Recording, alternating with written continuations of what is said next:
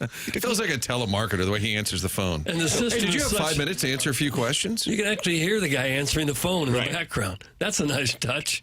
It's an HD1 show with a lot of HD2 flair. Good morning, TMA. Wow, There a he lot is of calls again. coming in.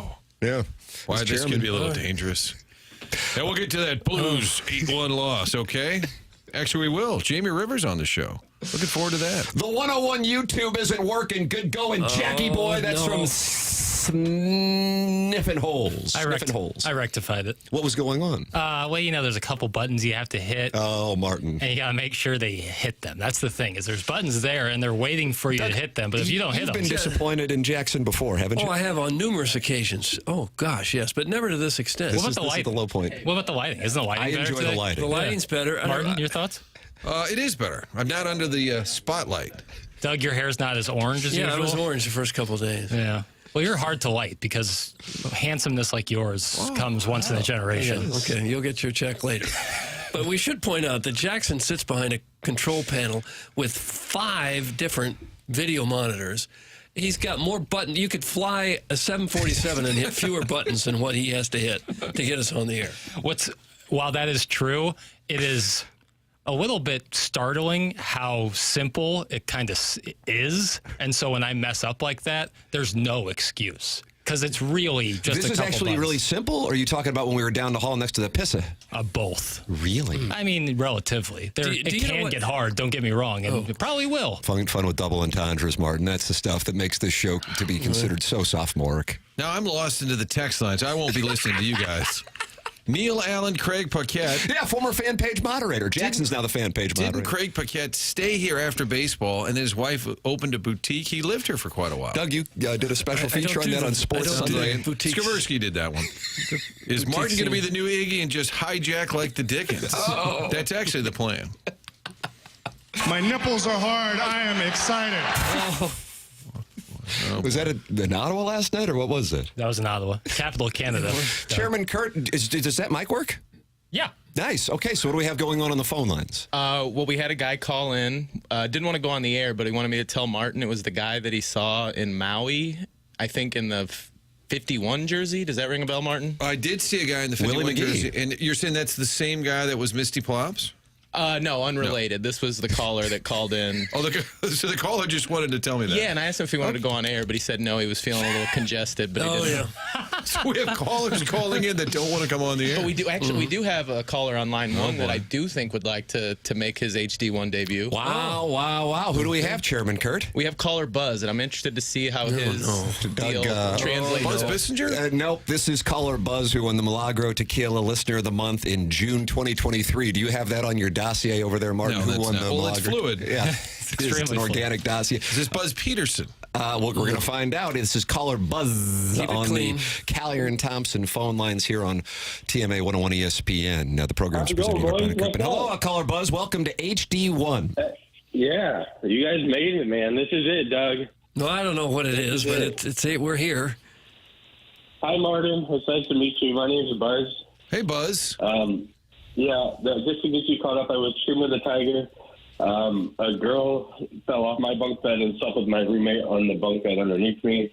I like to do things with fingers in the bedroom. And Okay, easy. This is just, Martin, he's getting to know you. That's all this is. And they let this guy be Truman the Tiger. All right.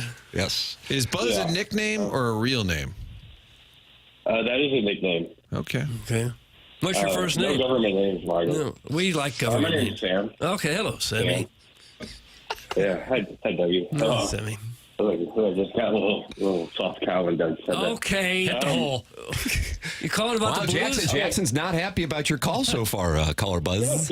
You're my dude. All right, so I just wanted to give this idea out. I think we need to have a potluck mixer with the 101 listeners and the TNA listeners where we all show up and we kind of just hang out. We get to know each other and we grind on each other. Okay. That's not a bad idea. Didn't they do that with Remember the Titans, and it brought the community together? So like two sides of the gym, awkwardly, boys and girls, and then we say, hey, these TNA are guys show up shirtless.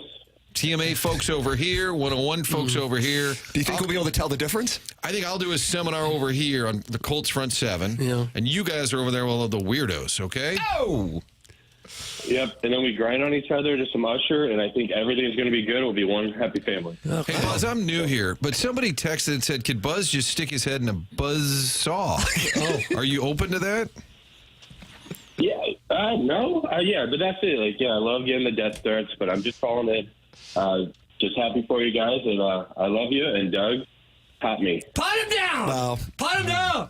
That's the Callier and Thompson phone lines. Goodness, this is why we don't take calls. Well, normally. they giveth and they taketh away. I thought he was proposing some sort of get-together where we were going to bring a covered dish and have a really fine get-together. Yeah, potluck at St. Gabriel's for the night of the St. Gabriel's Trivia, November 15th. Come one, come all. Get your Are there tickets. tickets available? TMASTL.com, Martin. St. Gabriel's, November 15th, right before we get you ready for Missouri at South Carolina. Do I have to go to this thing, this trivia I night? don't think that's something that me or Jackson or Doug can answer. Oh. Maybe Chairman Kurt can. I think Tommy said something about me. And, of course, early on, oh, that sounds great. And then after a couple weeks, you're just miserable.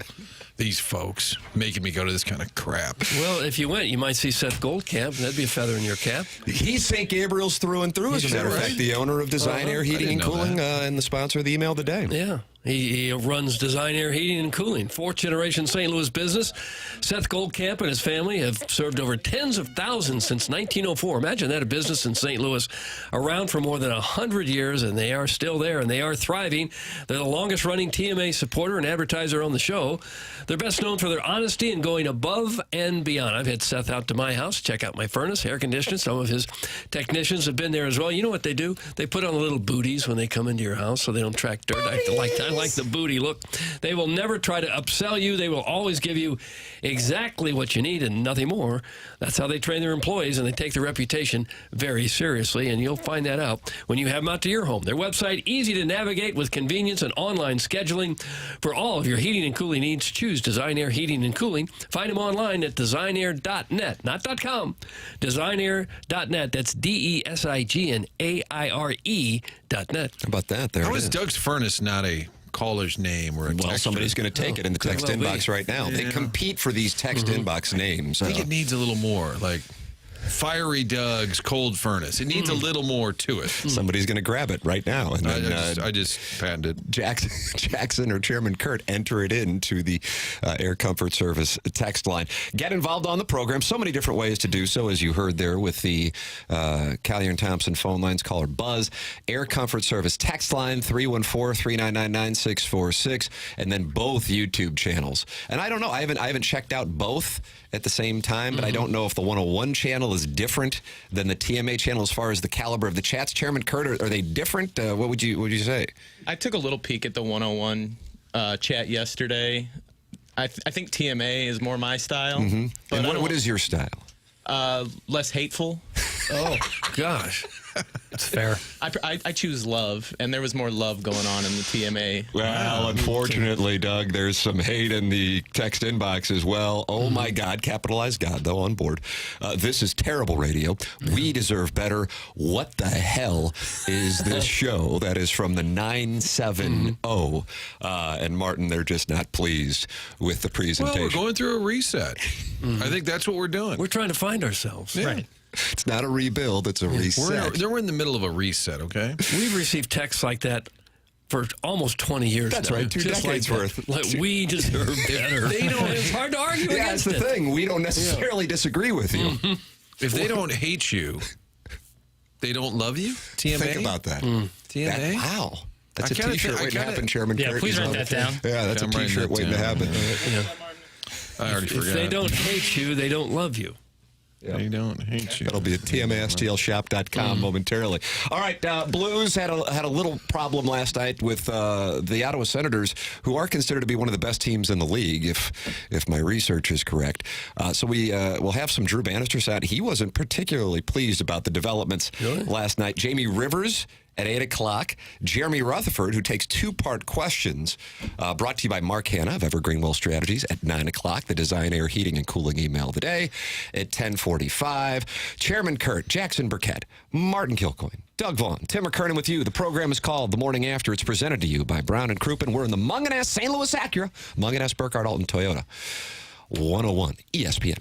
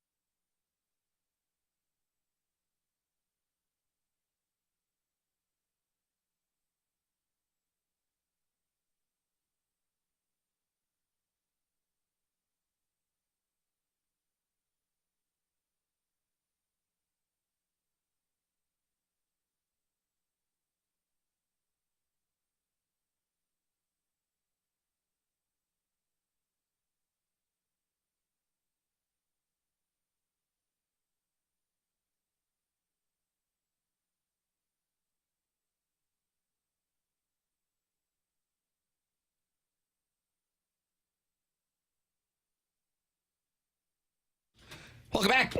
It's the Morning After, and it is presented to you by Brown and Crouppen, Munganess, St. Louis Acura, Munganess, Burkhardt, Alton Toyota, 7 o'clock hour. Tim McKernan, Doug Vaughn, Martin Kilcoyne, Jackson Burkett with you on the program, and you are welcome to participate in the show by calling in the Callier & Thompson phone lines, 314-974-0101, texting into the Air Comfort Service text inbox, 314-399-9646, and then you are also welcome to email in for our design, air, heating, and cooling email of the day. The email address is the Morning After at InsideSTL.com. And then I just take personal hate mail at tmckernan at InsideSTL.com. Martin, if you wanted to send something. Can you just give out your home number? It'd be easier. I got on the phone with a listener yesterday who sent me an email expressing concern about a couple of the changes that he saw to TMA. And I said to the gentleman, who's a wonderful gentleman, I think Buck Swope has coined his nickname as TMA Kiss Ass number 1. Oh. Mm-hmm. But he's a wonderful gentleman. And I said, you got to understand, I've hosted 5,200 of these since 2004, and we've done 2 of them. Maybe give the program and Hubbard. Nope. Hold on a second. You just cut me. Oh, I'm sorry. Oh, you wanted to finish the thought. Right. Maybe we know what we're doing and just give it a couple weeks, because they're going to put in a new clock. The show will do what it's been doing for a long time. But, you know, hey, and it was a wonderful conversation. And so, Martin, I'm just going to talk with listeners on the phone starting at 11 o'clock today. Would you like to? I think I'm good for now, but It would really cut down the work, you know. everybody take a pile. 4 hands are better than 2. All right, I got the South County people that are pissed. Doug, you got the NOCO. Jackson, you got Central West End. Yeah, All right, Jackson only deal with Central West Let's End. knock this out. I'm busy. I'm going to try to learn to rotate my tires today. So Doug is now out, too. Yeah, tough one last night. It's stunning in the sense that it was against the Ottawa Senators, too. I mean, 8-1. That is the first time the Blues have lost by 7 or more goals since January of 21. And only the 5th time. This stat kind of surprises me. 5th time in 30 years that's happened. Sweet mother of mercy. And against that team, when it happened in 21, it was against the Avalanche. You go, okay, I mean, it's Avalanche. You have a bad night. But this is the Senators. And it was brutal. Drew Bannister wasn't pleased after the game against Montreal on Saturday. And as you might imagine, he wasn't particularly pleased following that debacle last night. I mean, again, I just think it's, as a group, we have to be more committed, certainly coming off a game like we played in Montreal, and that's us as a whole. And the coaching staff are a part of that. It's not just the players on the ice, it's the coaching staff and the players. We have to be more committed to playing winning hockey and doing things that you know, the little things in the game that give you opportunities to win. So the issue here is they've played 10 games, and in 7 of the games they've been behind by 2 goals or more, and that is certainly not sustainable. They're chasing the game, Tim. You can't chase the game. That's the new phrase. Everybody says it. Yeah. All of a sudden, everybody says they're chasing the game. Now, the first 3 goals, you hung Joel Hofer out to dry. That's the thing. Last year, Bennington would have games where he would give up 5 goals. And you'd say, boy, he played great. They've done this for a while now where they hang the goalie out to dry. It was more on the forwards, coughing the puck up. But Hofer, you know, takes the brunt of it. They take him out when it's 5-0. I thought, all right, that'll calm things down a little bit. And Bennington gives up 3 goals. And Brady Tkachuk, God bless the Tkachuk family. If you're in the NHL, if you're playing a game, you're probably playing against a Tkachuk. Yeah. Brady with a couple of power play goals last night. So Big Walter's probably happy, even though he works for the Blues. Yeah. It was 8-1, and it could have been considerably worse. Tkachuk missed a breakaway early in the first period. They kept saying, oh, he's on hat trick watch, which is not a good thing. And then they had, late in the game, they had their 4th line out there on a power play, Ottawa did. So it could have been worse than 8-1. I suppose this is a baseball game that's, 15-3 would be something like that. You flush it, Doug. Similar. You take the tape I guess and that's you all you can flush do. That's all you can do. You're going to have games like this. You just hope you better not have more than 1 a season, maybe 1 or 2. I think the concern is you were 5-2. Now, granted, in the Montreal game, you battled back. They were chasing that game. They were down 2-0, tied it. So they lose 5-2. You roll those 2 together. I've got 13-3. I don't know what the Kirkwood math is, but I've got 13-3. And Schenner even said after the game, he didn't talk about the 8-1. He said 13 goals in the last 2 games. I don't know if the boys had a good old time in Montreal, but something happened after the win over Coach Berube where they look great. They looked incredible in that game. Really focused on special teams in that one because you can't be on the PK against Austin Matthews in that power play, and they had things in check. But since then, it has gone off the rails. And as you sit there and you go, okay, they're 5-5 through 10, but I don't feel like it feels like they're 5-5 through 10. And in part, that's because they're hashtag chasing the game. Or else resting on their laurels. Nice. It could be that, too. Reading their press clippings. Did Drew Bannister say did they have passengers last night? That's my favorite. You like when there's passengers and not drivers? Yep. We had a lot of passengers tonight. Remember when Mike Yo would name who had a good game? And then I think he would catch himself and feel like, oh, God, so-and-so's going to be really pissed. And they would add a name. So they would lose 4-2. But he'd say, I like the way so-and-so played. And then he kept adding. He'd get to about 8 or 9 players. I'm like, you lost 4-2. He was like the substitute teacher who wanted to make a friend. He was just not going to stop. If you're a passenger long enough, you become a grocery stick. And that's the guy who sits in the middle of the bench, and between the defenseman and the forwards, he never gets in. He's just a dividing line between the guys who play. You don't want to be a grocery stick. There were a few grocery sticks I felt like last night. You guys who never get in. I mean, 8-1 to the Senators. Sweet mother of mercy. They get one more on this road trip, which started off incredibly, encouragingly, and then they go up against Doug, your favorite coach in the league, Torts tomorrow night. Seems like a wonderful gentleman. Is he the bantiest coach in professional sports? Oh, I think so. Yeah, I think so. Because I think college, you'd have him beat both basketball and football. But I think at his core, I think he's like a good guy. He just gets banty. He's a principled guy. I think shortest fuse. He's had the Gaudreau family out there. Johnny Gaudreau's dad has been coming to some of their practices. He refused to answer questions from that podcast that had some accusations that included Kevin Hayes, the former Blue, involved. And I'm kind of like, I kind of respect this guy, even though he's a banty rooster. Yeah. Boy, he is banty. He's tried to fight guys on other teams. He's screamed at media people.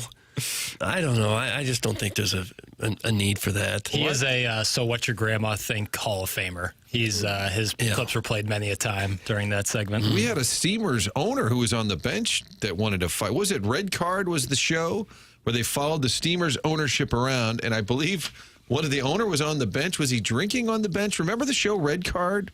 Yeah. And I think the owner was on the bench. Probably could have owned sports radio.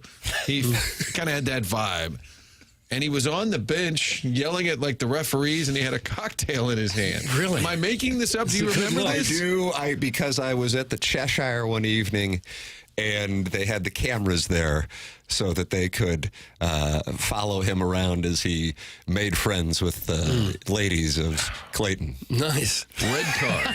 I remember. Why don't we do that? We'll go out on the town. Yeah. Hey, it's TMA after Show dark. ourselves off, especially with our hair transplants. I remember when we had a PA announcer take a swing at a player, too. Proud moments for our town. We got to write a book on that. St. Louis media, sports media. Do you jokers ever talk sports? Pretty sure that was a Blues conversation. Sports related. The TMA audience hates that we're not just talking about cuckoldry. The 101 audience hates that we talk any form of non-sports. Martin, we're bringing the community together with unified hatred. Maybe we should be on another channel. HD2? I'm just starting to wonder. Yeah. HD2. 726 in St. Louis. Listen, the clock's going to change at some point. Jackson told me, when is the clock going to change? Soon. Quite soon. That's not very specific. We don't have a you date. ever said, I don't know? That was unacceptable in my home. Okay. Really? Really? Always had to give an answer. My dad was a fifth grade teacher forever. If his students said, I don't know, they had to miss 5 minutes of recess standing on the board with their nose on a little circle because I don't know. I wonder if the statute of limitations is I up feel on like that. we had a Maybe lead not story. 5, it might have been 1 minute, but it was, Too. I don't know is not an acceptable answer. You have to give some sort of an answer. I don't know is a lack of effort, really. Well, it does explain it because you do have an answer, even if it's a non-answer. You get a non-answer is better than I don't know. What day will the clock change? There's no upside in me saying that because I am unaware. What do you do if someone says something like, what's the capital of Thailand? I think that there's certain contexts in which I don't know would be acceptable, but when someone asks you a question, addresses you a real question, not just hey, what time are we leaving? I don't know, we'll figure it out. Oh. That's Is it different. Bangkok? Okay. I don't know. Capital of Thailand? That's all I got. Yeah. I think it's Bangkok, yeah. We'll talk more about the capital of Thailand. One night in Bangkok. Was that Murray Head, 1980? I don't know who. Hangover Part 2. 84? I don't know the years. Hangover Part 2. That's exactly right. So that's coming up in the second half of the Munganess St. Louis Acura, Munganess Burkhardt Alton Toyota 7 o'clock hour. On the other side of our commercial break, a bit of a situation last night at Yankee Stadium in the first inning as the foul ball down the right field line, and perhaps the most stereotypical New York Yankees fan was right there as Mookie Betts approached, and all hell began to break Carmine loose. and Paulie from the Bronx nearly stole his glove. That's coming up on the other side of the break. This is the Morning After. It is presented to you by Brown and Crouppen on 101 ESPN.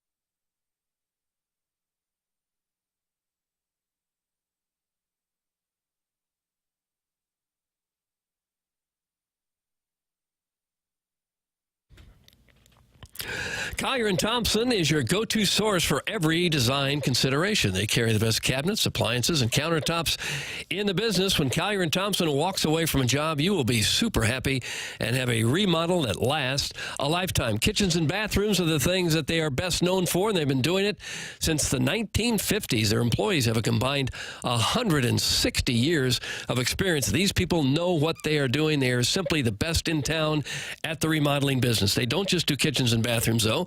They also do basements, wine rooms, man caves, bars, accent rooms, fireplace walls, offices, you name it. If there's a part of your house that needs a rehab work, Collier & Thompson are the people to have it done. They've got a wonderful showroom out there in Manchester, in Baldwin, bunch of different displays, more than 20 kitchen displays to look at, get some ideas. They have designers right there. They also have all their own plumbers, electricians. They got flooring people, everything. You don't need to go to 5 or 10 different places to remodel the one room in your house. Collier & Thompson has got it all right there in-house. They do fantastic work.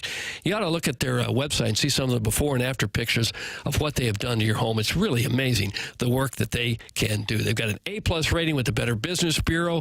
They won a Torch Award for ethics from the BBB. All their workers are insured. It's just simply the place to go. Collier & Thompson on Manchester and Baldwin, next to Uncle Bill's Pancake House. Collier & Thompson, come home to quality online at collierandthompson.com.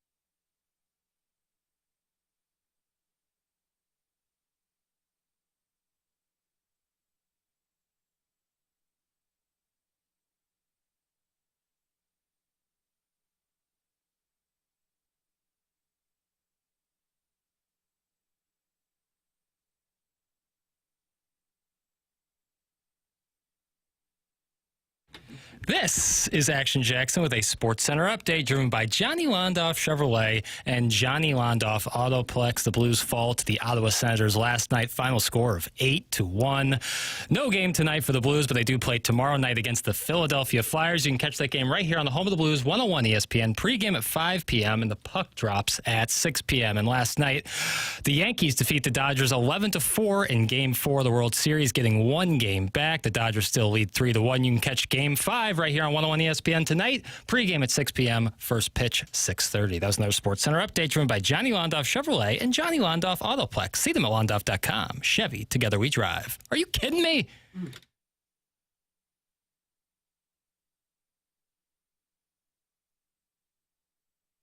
Welcome back to the Morning After. It's presented to you by Brown and Crouppen, Munganess, St. Louis Acura, Munganess, Burkhardt, Alton Toyota. 7 o'clock hour. Tim McKernan, Doug Vaughn, Martin Kilcoyne, Jackson Burkett with you on the program. A program that solicits your involvement via the Air Comfort Service text line, 314-399-9646. Collier and Thompson phone lines, 314-974-0101. Listen to the program anytime you want. Schaefer Door Company, 101 ESPN app, and also sponsor of the TMA STL app. 2 different apps for you to enjoy. Design Air, sponsor of our email today, the Morning After, at InsideSTL.com. Comes your way at 10:45. Misty Plops with a great win yesterday, and it turns out Martin MC's events with Misty Plops. Who knew? Mm-hmm. Did he really win something yesterday? He had a great win yesterday. So he's still doing it? I thought he had. Of course. I mean, why? If you are great at email of the day, why would you retire? I thought he had admitted to me that he was sort of done with that. Well, he came back Maybe like he Jordan. sold the franchise. Maybe somebody bought his domain. Oh, bought his nom de plume? Oh, a Maybe. nesting body? Okay. Explain a nesting What is a body, nesting body? to Martin the rest and of the us. audience. You know, there's this TMA glossary that the 101 listener and Martin Kilcoyne might not necessarily be aware of. Yeah, I'll catch people up to speed. Nesting body has to do with our fan page. That's on Facebook, Martin, if you want to join it. Okay. Yeah, you've heard of it, I'm Heard sure. of that. Write that down. No doubt. The Join nesting the body TMA fan page. Facebook. is when somebody, usually a male, does something that either gets them kicked off the fan page or suspended for a little bit, usually by Facebook itself. And so they will enlist a family member to sign up for the fan page so that they can post. Oh, sneak in. They can essentially Back, see, okay. and that person would be the nesting body for which the parasite lives. They're kind of laying in the weeds. Essentially, yeah, kind of like a tick. Yeah, I was thinking of a snake. Yeah, Can your I give favorite it a animal. texture of the day already? Is it too early? You got one? Patrick at Immaculata. You guys are doing great. Keep up the good work, fellas. That's it. that's Done. the winner. That's the winner. Yep. Shut down the text line. This is a program that Thank has you. always played well at Immaculata. It always has. And that's the one by the Galleria? Is that the Yeah. Immaculata? Oh, yeah. Okay. By the way, Al I was there Stewart. for a soccer game this past Saturday. were you really? Yeah, dude. One of those lower fields in back. You That's gotta right. Kind of That's got to right. go down. Yeah. You got to come by. Al Stewart's going to be in town. You just play that time passage. Can he join us? He might. He did. Yes, he's going to join us. But so many things are happening because Jamie Rivers is going to join us at 8 o'clock. But not if Al Stewart calls in. Yeah, that's probably, we'll have to bump him. Jamie Rivers, 8 o'clock, or Al Stewart. Jeremy Rutherford at 9 o'clock. And then the Design Air Heating and Cooling email today at 10:45. Well, we have a Game 5 for the World Series, and Martin Kilcoyne is particularly delighted by it. Yeah. This is the Yankees, and longtime Yankees fan Austin Volpe had their moment last night. He with the grand slam, and then it wasn't just Austin Volpe who had the big night. I take a listen to this moment because, as it turns out, there was another Austin, and this is Austin Capobianco, who was involved with Mookie Betts in the first inning. And yeah, Betts has that ball in his glove, and this fan literally tries to take his glove off. Pries the ball out of there.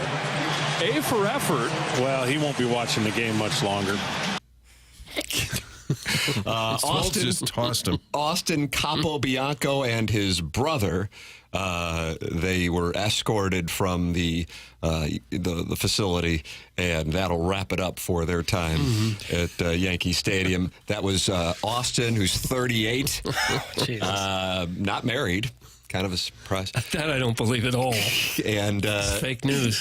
Darren Capobianco, who's 29, they were the ones reaching into Mookie Betts' glove last night in the first inning.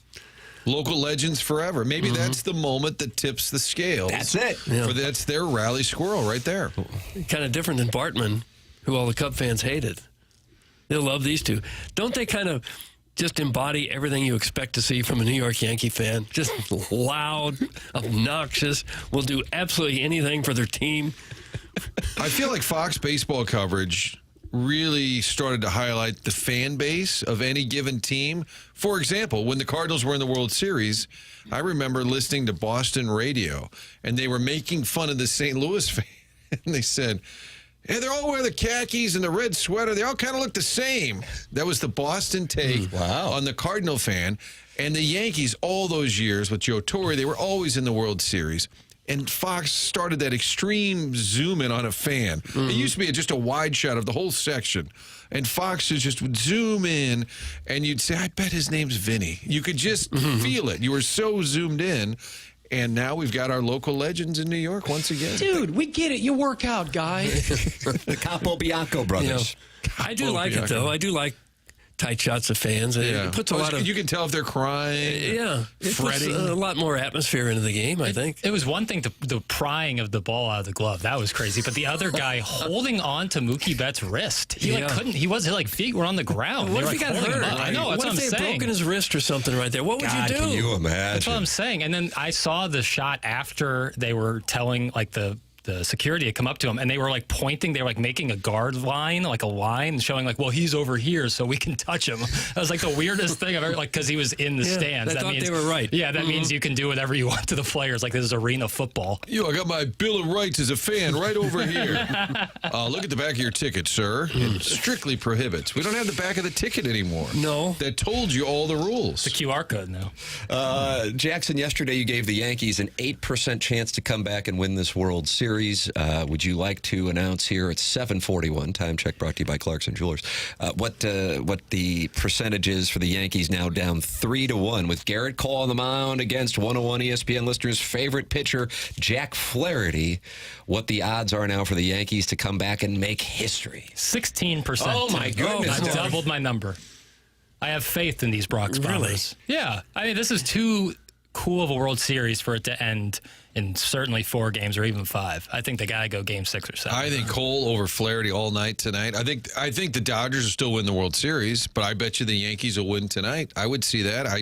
Flaherty's hit or miss. He literally is hit or miss, and he was pretty good in that game 1. I will be willing to bet any of you gentlemen here want to wager that he does not have a good game tonight. Wow. I like this. Now you've activated my degenerate brain. Yeah, Tim was dozing off, and I said wager. Yeah. You're gonna have to define good game. Well, no, we'd have to come up with a number. Does he go 5? Do you believe Jack Flaherty will go 5? The Dodgers also are a quick hook team, so maybe not. Yeah, they are. I'm going to predict 4 innings, 4 runs. That's my bold prediction. 4 and 4. 4 and 4. Jack Flaherty tonight. I think that's kind of realistic. Yeah, I'm gonna fade it. I'm gonna fade it. Right around. Yeah, I'm gonna fade that because I can see it being worse. He's probably not going 5. They're gonna probably have a quick hook. He's not gonna be horrible, but it'll probably, like when he was waving bye to Machado, and they're like, dude, you just gave up like 2 homers. Like, I just have a. Then again, the Cardinal October curse. What would be more fitting than Flaherty doing like 8 innings, 1 complete hit? game shutout, yes. And it's Jack Flaherty. And that's Flaherty. how the season ends for all of baseball with a former Cardinal right there. Edmund hits for the cycle. Yes. That's the way the game goes. So that's the way that you go about the game. We don't know that unless we ask Jack. We don't know. Well, then you don't understand pitching, and that's okay. Say that again. I'm sorry? I'm sorry. Martin, that was Derek Gould and Jack Flaherty, I believe, in Detroit. An unfortunate. Oh, boy. I have nothing against Jack Flaherty. I'm just predicting because he does run hot and cold. He did it in the DS as well.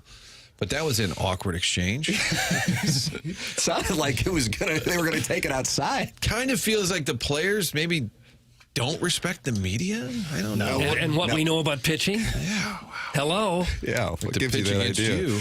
I was caught up in Austin Capobianca. It's Anthony Volpe, Austin Capobianca. Austin Wells. Austin Wells went yard. Yeah. Doug, he was big on your fantasy team, I feel like, this year, the Prime Minister. He performed well the last month. Got a good stash. Anthony, he does have a wonderful mustache. Anthony Volpe, Austin Wells, and Austin Capobianca reached into Mookie Betts' glove last night. and felt like he was in the right, candidly. And maybe he was. Yes, he did. Stuck by his guns. Because they were in the stands, because Mookie was in the stands, they can do whatever they want to. Smoltz had no time for him. If you're an umpire and Betts had been hurt on that play, what would you do at that point? The umpire? Yeah. Not much you can do, probably. I mean, what could the umpire do about the fans? He can't police the fans. I don't know. That's security. Or if you're maybe the commissioner, well, what do? You just let it go and say, I'm sorry, Mookie. Has a fan ever injured a player? I think that's... Remember the Texas game? Didn't somebody run out like a coach and tackle somebody or a player? It was a Royals coach. It was a Kansas City Royals coach. That was on the south side of Chicago. That was a White Sox thing. Well, accosted by the fan, and then they actually. But it was like a Hoosier father-son tandem. Father-son, which is a great thing. You take your kid to the coach, the first base coach, a father, a son, and a physical assault, beating on the stuffings. field. I think they went after the umpire, right, in Chicago. The father-son Hoosier deal was an umpire. I thought it was the first base coach. Yeah, it was. They were like, he had been mean mugging us, and they were in the stands. And they're like, we got to take this up with this guy, and they go out there and they just maybe there were multiple beat the stuffings out of him. Yeah, Kyle Flapowski for Duke last year, I believe, got hurt. This is where Jackson tries to groom us on basketball and just forces it into the program. Woody Hayes punched a player. That's Doug's favorite right moment. in the neck. Right in the. You intercepted one of our passes. How about a thumb thrust to the neck? I think the college football moment I'm thinking of is a player on the sideline jumped out and tackled the guy who was running in the end zone. 1954 Cotton Bowl. Okay, that's it. Alabama and LSU. The Alabama player, LSU was about to run for a long touchdown, and he was running right along the sideline of the Alabama bench. And a guy who wasn't even playing for Alabama came off the bench, made a fine tackle. Just wanted to get him the stat sheet. And then scurried back to the bench like maybe nobody saw me. And they awarded the LSU guy the touchdown. I believe that's where I just had too much Bama running through my veins came through, which is what Harvey Updike, who poisoned the tree at Auburn, said when he was asked why he drove to Auburn to poison the tree. He said, I just got too much Bama running through my veins. Tommy Fields, I think, was the guy's name. I think that's. Well, we ought to have him on. Well, he's probably long dead. It happened in '54. Still. Yeah. It'll be good to have him on. Ruben Studdard is in the YouTube chat, and he says, free perk. That's a Twitter name, Martin, of a lady who was coming in and doing the show here and there when we were down the hallway next to the Pissa. Her name's Gluten Free Perk on Twitter. Do you follow her? No, but we're freeing Perk. For what reason? Has she been banned on Doug's list? Oh, she hasn't yet. No, I don't believe she has been banned. No. It's like Jackson's going to a Perk drop. I can see him over there doing it. Guys, it was Royals first base coach Tom Gamboa, and he almost got stabbed. Yeah. Tom Gamboa. There was another one in Chicago, though, where they attacked the umpires. The umpires? I remember the first base coach. It was the father-son Hoosier tandem. Well, you take your kid to the ballpark. You want to kind of show them what it's all about. The Tiger fans threw a bunch of stuff at Joe Medwick in a World Series years ago, and to the point they told Medwick, the umpire said to Medwick, you got to leave the game. They made him leave the game because it wasn't safe for him. Right. He was the Cardinal left fielder and like the MVP. Sorry, you got to leave the game. They're throwing stuff at you. Ruin me. There was gluten free Perk. Want to hear it again, Martin? I thought that was Joe Medwick. Ruin me. Right. Ruin me.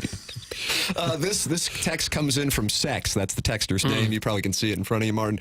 And he says, how about, well, I assume it's a he, maybe it's not. How about the strength coach from the Jets tripping the return man? That happened relatively recently. Yeah, he leaned out with his knee. That was brutal. That was real. And he was in like a real tough guy tracksuit, too. Yeah. It's probably a little tempting on the sideline. If your team, your team is down and out. Yeah. Don't you have to be banned for life if you do something like that? I mean, forever. Yeah, I would say. That's it. I'm out. I'm teeing off at Old Warson in 12 minutes. Let me know if you guys want to come out there and play. Yeah. That's from the self-made stay-at-home Ledoux mom.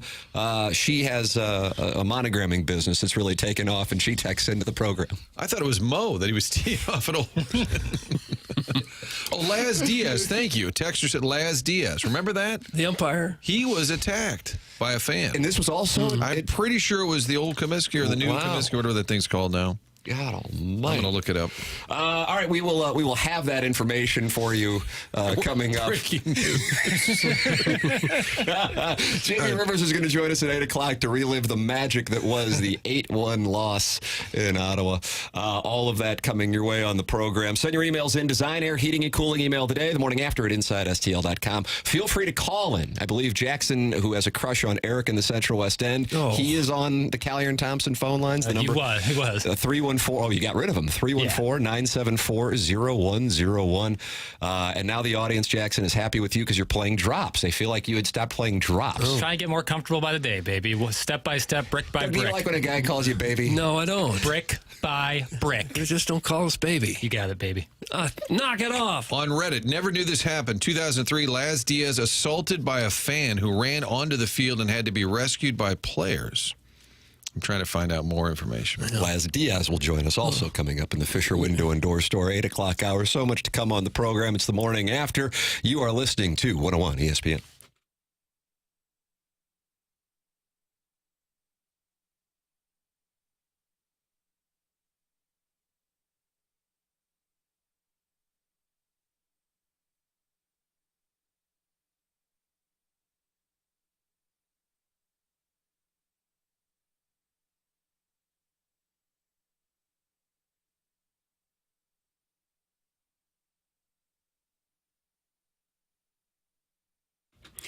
If you've ever had problems with your garage door, and gosh, who among us has not, the name you need to know is Schaefer Door. They'll get you fixed up. They actually have a special Monday morning standby service for those doors that break over the weekend for whatever reason. When garage doors go bad, when they go sour, it seems to happen over the weekend. And Schaefer Door is right there with extra staffing on Monday morning to get you taken care of. They can take care of just a garage door, or maybe you have a large commercial door. You run a warehouse with big, tall doors. Schaefer's experience in those types of jobs as well. They'll do new installs. If you need a whole new door, they have new installs with LiftMaster. LiftMaster garage door openers are strong, quiet, and they are versatile. The name is Schaefer Door. It's SCHAEFER Door. Hopefully you can spell door. SchaeferDoor.com. Call or text 636-782-3608. Schaefer Door is a LiftMaster partner.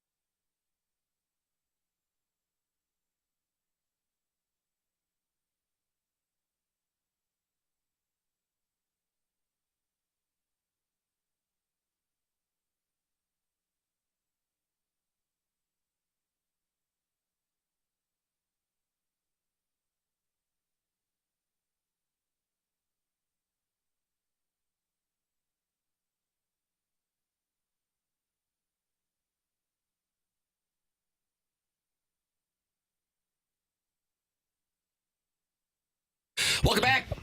It's the Morning After. The program is presented to you by Brown and Crouppen, Tim McKernan, Doug Vaughn, Martin Kilcoyne, Jackson Burkett. And Jackson, sure, he's running the board here and refusing to play drops or take your phone calls, Callier Thompson phone lines. But he also is the moderator for the TMA fan page on Facebook. And today, Jackson, you say you're just going to let everybody in. Sure. Why, burn? I don't care. Really? What's the difference? I don't know. Everyone in there hates us. Yeah, they pretty much do. Letting everybody in. Yeah, Statue It's of Liberty. a half-off Wednesday. It's going to be, it's a free-for-all, so join in. TMA fan page on Facebook. I believe 7,000 plus members are in there, and you can talk it over just like you can in the YouTube chat. 101 ESPN has a YouTube chat. I guess the angrier listeners are there per Chairman Kurt? I would imagine. Okay. I kind of just don't look. It just seems like it's best. I'm just focused on brick by brick. Oh, you keep saying that. Yeah, Doug, you're getting tired. It's just fun to have a job where virtually everyone hates you. Isn't it lovely? I was thinking about the other day. I was like, man, they do not like us. You can now like us at the TMA STL YouTube chat as well. That is that's another option to express your distaste. Jamie Rivers will join us, and I know he does not like Jackson because Jackson Martin was watching highlights of the Warriors 2016 last night instead of the Blues and Senators. I feel like you watched Luka last night. I was watching the baseball game. I felt right. it was my job to watch. Martin's on board because it was on Fox. It was to watch the baseball game. YouTube TV, I wouldn't put it in multiview. I couldn't get the multiview going, but what are you going to do? I think it's a network thing. Well, that's because the Blues game was on FanDuel Sports. Not the Blues game, but like a hoop game. Or just something else. Well, I was trying to give you an out. Well, no, YouTube TV doesn't get the RSNs. It sucks. Well, I understand. That's where I was going, giving you an out. And then you decided not to take it and let the audience know you weren't even trying to watch the Blues and Senators. You were trying to watch Luka and the Yankees. I was going to all right, so we'll break at the baseball game. I'll see what the hockey score is. Ooh, never mind. Seems like this one's all but wrapped up. It was an ironic night in Ottawa because they had a power outage to start. You had a half-hour delay. But, boy, I'll tell you what, Doug, Ottawa sure didn't have any power problems. So they sure turned the lights out on the Blues. Oh, yeah. Man, that's nice. Make Writes a promo. Writes itself. Also, the Blues had an issue. This goes, I'm still going to call it Bailey's, even though it's FanDuel TV. The trunk, I just saw this on the Blues Instagram. The trunk that carries FanDuel Sports Network needs to put a Blues game on the air, and it had been on quite the journey this week. When landing in a road city, the trunk gets unloaded from the plane cargo area and is brought to the rink with the player's gear, where it's picked up by the TV crew. In Montreal, though, the truck went missing. So we're off to a good start there. Fortunately, an air tag inside revealed the trunk was sitting in Videotron Center, a hockey arena 3 hours away in Quebec City. Maybe home of the Nordiques back in the day. I don't know. Could have been. How did it end up there? The Blues Instagram account goes on. Well, as it turns out, rock band Evanescence. You remember Evanescence, Doug? I don't. Was that Amy Lee? And was she from Little Rock? I don't know where she's from. I've never heard of her. I mean, they had that power ballad, Jackson. Remember Very that? unique sound. Yeah.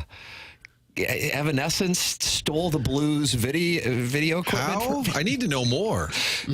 Evanescence played a concert at the Bell Center in Montreal the night before the Blues game, and their crew accidentally grabbed the case when they packed up after the show. So the Blues and FanDuel Sports Television's equipment went up to Quebec City. That's why they lost.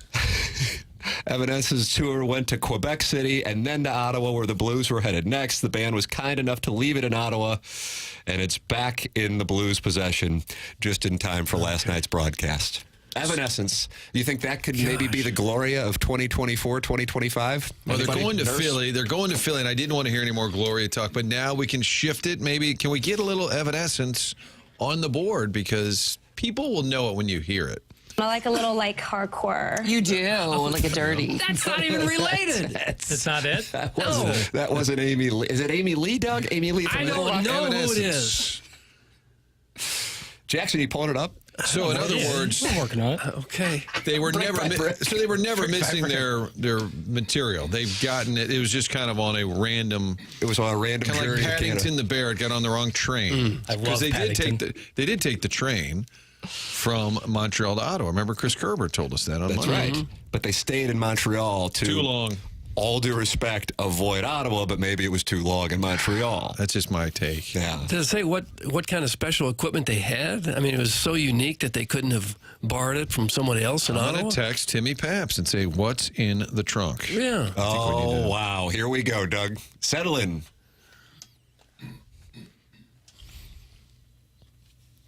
Does this ring a bell? No. This video is brutal. What's wrong with it? It's just a guy sulking with an aggressive goatee. This is a gentleman? No, it's a male-female duo, and they kind of go, and then it gets going, right? Yeah, exactly. I don't know Thank if you, it's- Martin. I don't know if it's this song, but all of a sudden it gets kind of angry and loud, like you're at the gym Listen to- throwing weights around. Yeah, this is who stole the Blues equipment. Think about that. Should be angrier than Hornets. This is going to motivate the team in Philadelphia, and it's going to begin the surge, just like Gloria did 5 years ago. You Mark can't my play words. this. Can't play this after a win. He's crying in the aisle. It's coming. It's coming. I don't think we have the time. No, we don't. Jamie Rivers is going to join us on the other side of the break. We'll get his take on Evanescence and the mess that was the 8-1 loss in Ottawa. Jeremy Rutherford taking your two-part questions at 9 o'clock. The Design, Air, Heating, and Cooling email of the day at 10:45. This program closes out the Munganess. St. Louis Acura, Munganess, Burkhardt, Alton, Toyota. 7 o'clock hour, Fisher Window and Door Store. 8 o'clock hour up next. It's TMA presented to you by Brown and Crouppen on 101 ESPN.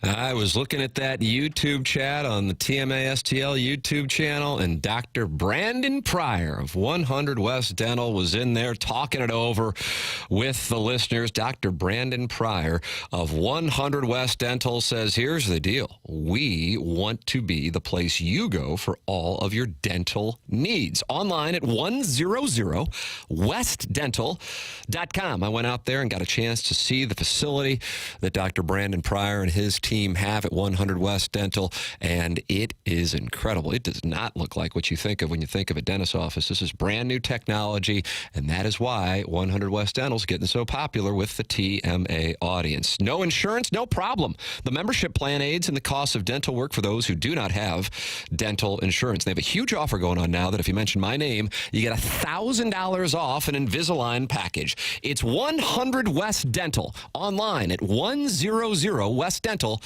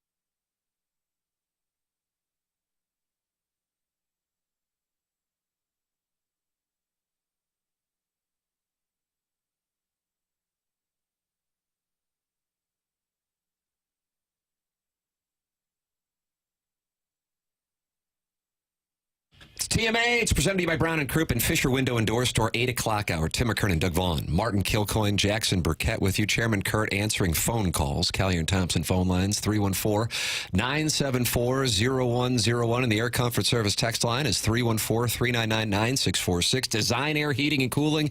Email today, the morning after, at InsideSTL.com. Comes your way at 1045. Jeremy Rutherford with us at 9 o'clock, taking your two-part questions. But right now, it is our pleasure to welcome to the program the man who coined the nickname Little Piddles. Ladies and gentlemen, on the Callier and Thompson phone lines, Jamie Rivers. Unbelievable. Welcome to the show, Doug. So Have you ever heard wonderful a to have gallery this charged up? Maybe when Tiger hit that putt on 18 in 2018? It's the only thing close. Yeah. Morning, Jamie. Good morning, gentlemen. We were just doing a full-scale investigation. Martin texting with Timmy Paps. Yes. On this Evanescence theft of the equipment. Yeah, so first of all, I was listening to the segment as I was trying to clear the fog out of my head here in Philly. And I have an issue, guys. I have an issue. Doug, this is coming right. This is coming right for you. First time on the show, I got an issue. Evanescence is a really good band. I got two of my really good friends that are in that band. No for way. heaven's sakes. Is that right? Is it Amy Lee? It is Amy Lee. And my friends, well, I'm friends with Amy, but my primary friends are Will Hunt, the drummer, and Troy McLaughlin, one of the guitarists for that band. Been friends with both of those guys since I was like 19 or 20 years old. So they do have good music, and you guys played the wrong song. Well, that's your guy Piddles. Bring me back to life, right? Bring me back to life. Yeah, Tommy Mattern texted me, goes, "Bring me to life." I think he was disappointed that we didn't rattle that off. And Jackson played "My Immortal," brick by brick. Yeah, I don't know what the hell Jackson played. I honestly, like, they're my friends, and I've never heard that song. Way to go! Did they steal the blues trunk just to get back at you? Was it sort of an inside joke? Hold on, that song had 1 billion views on YouTube. That's not a joke either. That's 1B. Well, they're very popular in Europe, Jackson. Jiminy Glick. I thought they were Canadian. I really did. They're out of Little Rock. Well, Amy Lee was raised in Little Rock. She traveled all over the country. I was doing television there, Martin, as I know you. I know you were a big fan of my television. I still watch some of your old clips. Thank you. I downloaded them the other day. They're awesome. Thank you. But was there any? So Timmy Paps, the great producer, yes, for FanDuel Sports Network, he said it was a music computer. I thought there was vital information that was missing, according to the Blues Instagram. But it sounds like all was averted. Yeah, everything is good now. It was funny because they were in Montreal the night before we got there, whenever we landed, and that's how the trunk got taken because it got delivered to the rink. And then it just so happened their tour took them to Quebec, which was inconvenient, but then back to Ottawa, which in return was very convenient. So all is back to normal, guys. All right. Don't worry. The broadcast got on the air last night, and we got to watch a Jim Dandy after the 30-minute power outage. What do you make of a game like that where it goes off the rails so badly from the beginning and then all the way through the end, Jamie? Yeah, that game there, it went off the rails right away when those two fans grabbed Mookie Betts' glove. Those guys were up in Ottawa, too. Yeah, they're southern part of Ottawa, which is near where I grew up. They rough and tumble streets of Hunt Club area in Ottawa. But I felt like that's when the game went off the rails, guys, and the Dodgers could never recover. Nice. How about that? Jackson, he's speaking your language. He's talking baseball. He's not talking diversion, I think. Here's the dumb question, Jamie. We say it to coaches, and then they scold you and say, well, if I would have known this was coming, I would have done something about it. But do you see a game like that coming? How did that happen? How did that unfold in Ottawa? Because they're not a powerhouse. No. Here's the thing about Ottawa. Because of their youth and their talent that they do have, on some nights you get what you saw last night, and on other nights you get a bit of a forest fire where it's just they're a bunch of young guys buzzing around and nothing's working, and they lose games. So things like last night can happen, but I will say that I think it was a combination of the young players, Brady Tkachuk in particular, and Tim Stützle having a great night. And the Blues just, I don't know, man. It just wasn't there from the very beginning. There were some turnovers. There were some coverage issues. I hate to say it, but there were some compete issues at times. And it just, it was one of those nights where, and I said it last night on the broadcast, I don't know if this is one of those nights where you throw away the game tape and pretend it never happened, or if it's one of those times where you dive into everything and you have your first come-to-Jesus moment of the season. So it's going to be interesting to see, how the coaching staff handles all of it.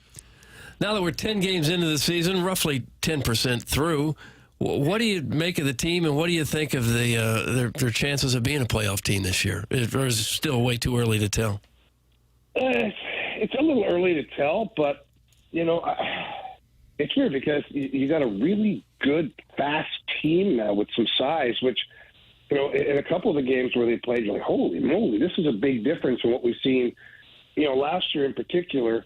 And, of course, from the year before where we had to liquidate everything because the season had fallen off the rails. But so I think I actually put us in the category much like Ottawa, to where on some nights it's going to seem like this team is almost unbeatable. And then on other nights you're going to see some of the flaws and some of the growing pains of having younger players that are playing higher minutes and things like that. I do think they're a playoff team. And I know that it's weird to say that after a game like last night, but you also can't be a prisoner of the moment.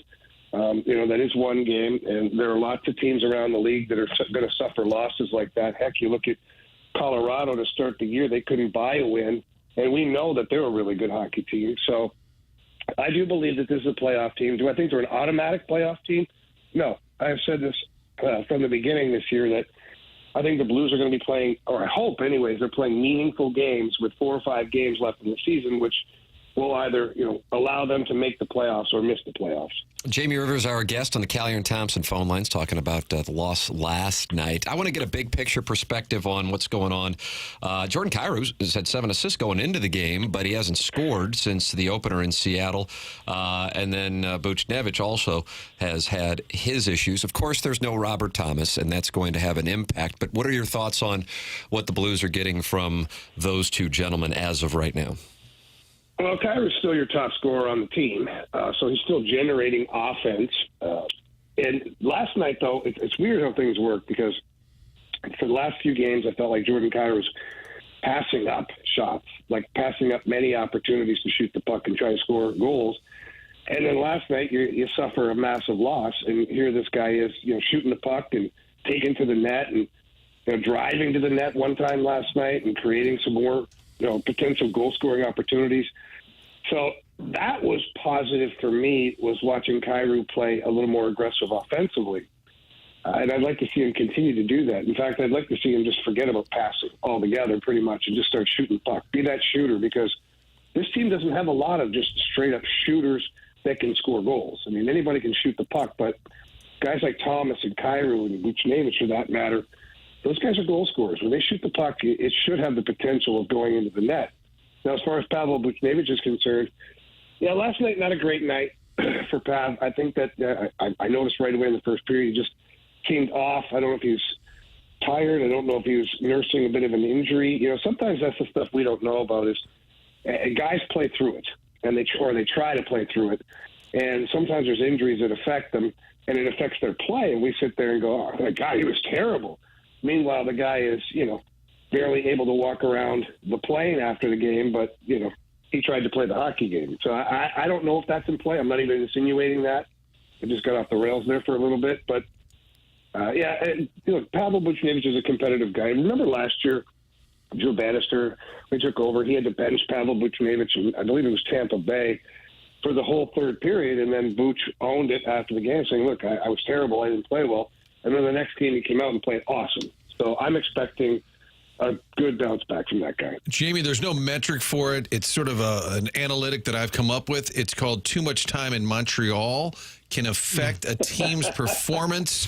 I believe there was 3 nights in Montreal, unless they flew there directly out of Toronto. I love travel talk about professional sports teams. So I'm just going to say next time they play the Canadiens, I'm going to suggest fly in the day of the game and fly out immediately after. That's my theory. That's a hell of a theory, Marty. I'll tell you, I think next year, if the Blues are faced with a similar scenario, I think what's going to happen is the Blues will travel into Montreal the night before the game, play the game, and then the team will bus straight into Castleman, Ontario, which is a town of about 1,200 people, and they've got a couple of motels there. There you go. I think Doug will want to put them on an island so that they don't spend too much time in Montreal. I could see Army doing that. Maybe you boys are headed straight to Sarnia. It's a little out of the way. In Philadelphia tomorrow night, and then back at home for Craig Berube's return. What are you expecting on Saturday night? I know you have a great relationship with him, frequent guest on the Fast Lane, and I'm looking forward to seeing him. I think that's going to be an incredible moment when he is reintroduced to the Blues home crowd. Yeah, it's gonna be weird, right, guys? Like, because you're sitting here and you got a hockey game to win if you're the Blues, and the fan base wants to see the home team win. But I can guarantee you that 99, if not 100% of that crowd on Saturday will be anxious to show their appreciation for Craig Berube. And when they do their video montage, which I'm sure they're going to be doing, Chief is going to get a standing ovation, man. People are going to go nuts. And that's kind of a weird thing because it's a visiting team in your home barn, but I don't care. I mean, that man brought a Stanley Cup. Well, he helped bring a Stanley Cup to the city of St. Louis, and he was a hell of a coach. He was a great guy. He did a lot of things in the community. I think Chief deserves his moment for sure when we have that video moment or the appreciation of him. And then after that, man, you got to focus on doing your business. And that Leafs team is going to be pissed off too. They're not happy that they got drubbed 5-1 in their building while their coach had to sit there and wear it too. So it's going to be this is a tough stretch for the Blues. Yeah, this is going to put them to the test tomorrow night in Philadelphia, right here on 101 ESPN. Pregame 5 p.m. Back at home against Craig Berube and the Leafs on Saturday. Jamie Rivers with us on the program. Jamie, thank you so much for the time, as always. And Jackson will send you a text apologizing for what he played from Evanescence. Well, you guys didn't give Jackson my number, did you? No, that might be the problem. We won't either. We'll communicate with Marsh. Let's just pause on that one, okay, guys? Okay. Marshall, take the text. There he is. That's Jamie Rivers with us. Thank you, Jamie. Callier and Thompson phone lines live from Philadelphia as the Blues will take on the Flyers. What do we got going on here, Martin? I'll tell you about my friends at Schnucks. What do you guys like? You like getting rewarded? Food. Food and rewards. Food and rewards, absolutely. Mm-hmm. All you do is you type in your phone number. And all of a sudden, they'll say, did you want to use that today? I'm like, what do I got in there? You got $15. The next time, like, you got $22. Wow. I like to see it just kind of build up. And then I find out, did my wife go shopping? Where'd my rewards go? No, you build it up by having the Schnucks rewards, and you can download the app. Here's the deal. You do it right now. Spend $25 at the grocery store. Not hard to do. You get a $5 credit immediately. This is going on until November 19th. I really do enjoy it because it's a little bit like playing the lottery. You have no idea. You're checking out, and it'll say there right on the screen, you've got $18 in rewards. You got $42 in rewards. Nice. And if you forget your wallet and you run in there and you're picking up some bourbon, I'm not me. I'm just saying if somebody, You're talking about in general. somebody in general, you could actually not have your wallet if you know you got some money in there. You don't even need it. You just use your rewards. I like this. Download the app. The other thing is with this AI, which is kind of weird, all the Big Brother stuff can kind of freak you out. Mm-hmm. It's pretty cool, though, if you're a regular shopper at Schnucks because it knows what you like, and it will say, there's a special on bourbon. It'll let you know immediately, knows your habits. Download the Schnucks Rewards app. It's real simple. And right now, get $5 back immediately. Get yourself the rewards. Get the app. Do it all at Schnucks Rewards. You know, I was talking about Dr. Brandon Pryor of 100 West Dental, and I see he's in the YouTube chat, Doug, the TMA STL YouTube chat. There's two different YouTube chats, the 101 ESPN one and the TMA STL one. Right. I think there's a different tenor in the different neighborhoods, but Dr. Brandon Pryor's in there, and you always talk about how hot he is when he comes in to the studio, and he said, we can arrange that. We have a TMA guy in the dental chair as we speak. His wife is in the corner smiling as I berate him. Oh. So it sounds like there might be a cuck situation going on. Dental cuckold? A dental cuckold out on Manchester. Right across the street from Munganess St. Louis Acura. That's where the cucking's taking place at 100 West Dental. Who knew? It's a real niche industry, isn't it? It's odd, but he's a full-service dentist. And one of the key things about this program, and Jackson's passionate about it, is we don't kink shame. And if that's what somebody's... I do. I definitely kink shame. So if a gentleman supports the sponsor, goes to see Dr. Brandon Pryor, and his kink is for Dr. Pryor to cuck him, you would say, hey, I think he should be ashamed of that. I would. I would definitely say that right before he gets the x-rays. It is a mouthful, and it's delicious. Okay, now who was that? That was Lisa Ann, friend of the program. Oh, God. Isn't she the singer from Evanescence? No, that's Amy Lee. Lisa Ann, fantasy football expert, and she also had a starring role in Who's Nailin' Palin? Was that 2009, Doug, or was it 2010? I don't know the They years. turned those around pretty quick. I bet it was 08. You think so? Yeah, I Really? bet. Yeah, timed it out with the election. Well, it's wonderful. We'll talk more about the election. What are the odds that Jamie Rivers is friends with Evanescence? I know, and then That's Jackson's pretty- bad-mouthing him playing the wrong songs. Yeah, it's a billion-views song. Everyone's got one of those. And he wants you to communicate with him, but through the conduit that is Marshy Marsh and his wonderful hair. Seems like a win-win. So you get to talk to Marsh. Yeah, and then also Jamie by extension. This is great. I feel great. I'm worried about the tribute to Berube. When do you do that if you're the Blues? Always in the first period. It's gotta be first right at TV the break. Timeout, yeah. I'd say right at the end of the first period, so maybe Toronto can't get any momentum from that.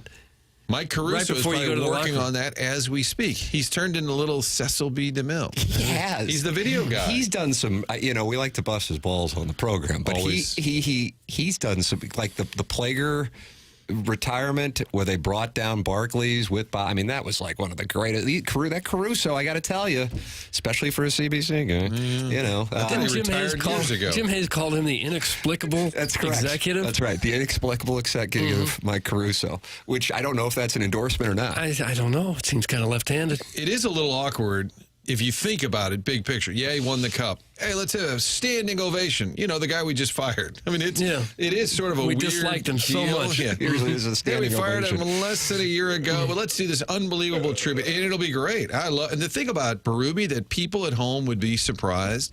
Great sense of humor. Easy to deal with. Yeah. From a media standpoint, people would be like, oh, I bet he's really a jerk. He's mean. He was great. You know, even after he got fired, I had him on my show, and I was texting, you good? You good? He goes, give me 10 more minutes. Give me 10 more minutes. He kept saying, hold on. I was like, oh, my gosh, let's go. Let's go. He comes on. He said, sorry, I was visiting Chaser in the hospital. I'm like, oh, I'm the worst. Yeah, now you feel like I'm an the awful worst. human being. And then he said, Gretz and I stopped by to see him. I'm like, well, I guess I wasn't invited. It's just Gretz and Chief hanging out with Chaser. But he was the best to deal with. I'm looking forward to say it's going to be great fun. But if you're the Blues, I think Jamie's right. You got to get winning here. You can't really stop. And not that the players are going to stop and get emotional either, but you got to win that game. Yeah, the way that it's trending to have two straight games like that, I'm intrigued to see how they perform tomorrow night, because if that's carrying over into the Saturday night game with the Berube welcome back party, things could get off the rails quickly. This has not been particularly impressive, even though the record's 5-5. The way they've played has not been particularly impressive. All right, we will take a commercial break. It is TMA. It's presented to you by Brown and Crouppen. We're in the Fisher Window and Door Store 8 o'clock hour. My name's Tim McKernan. If you're watching on YouTube, the gentleman in the beautiful blue, what is that, a quarter zip?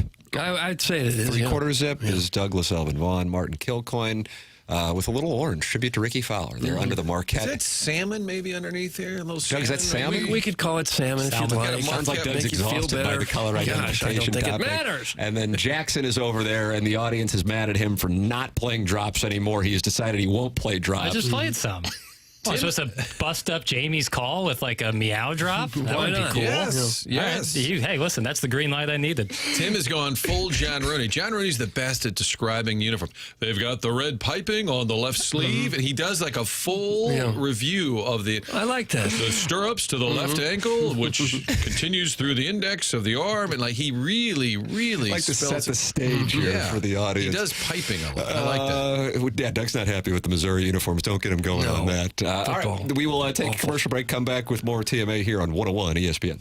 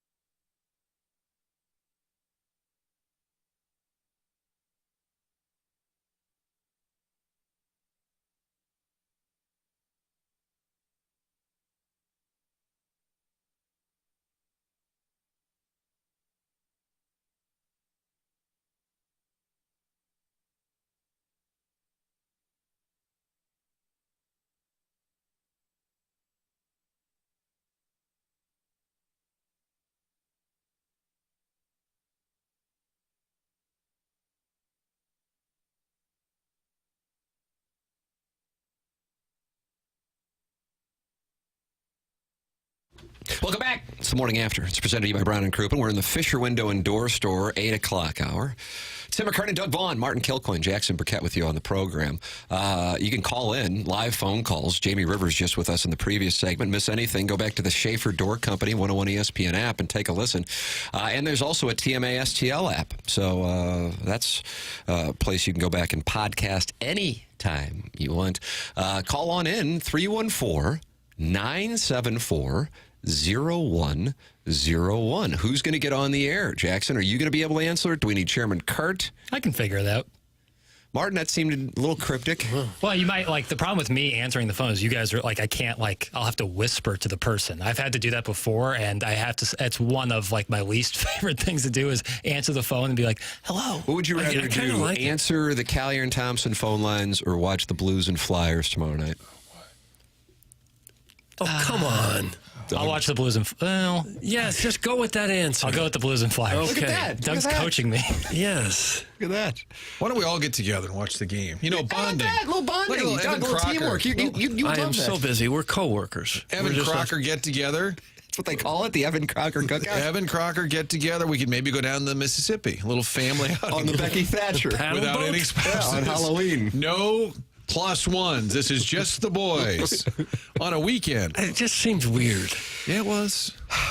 By the way, missing trunk that the Blues, Evanescence stole the Blues, FanDuel Sports Network. Jamie Rivers friends with Evanescence, as it turns out. Maybe he was in on it. Oh, wow. Inside joke. But it reminds me, Frank Cusimano, Zach Choate, my former colleague, Fox 2, who's a sports reporter there. He calls me one time in a panic. He's in Arizona. The Rams are playing the Big Red. And he said, Cusimano took my suitcase. I said, what? So he was about to miss, and we would get on the team bus to go to the airport to fly.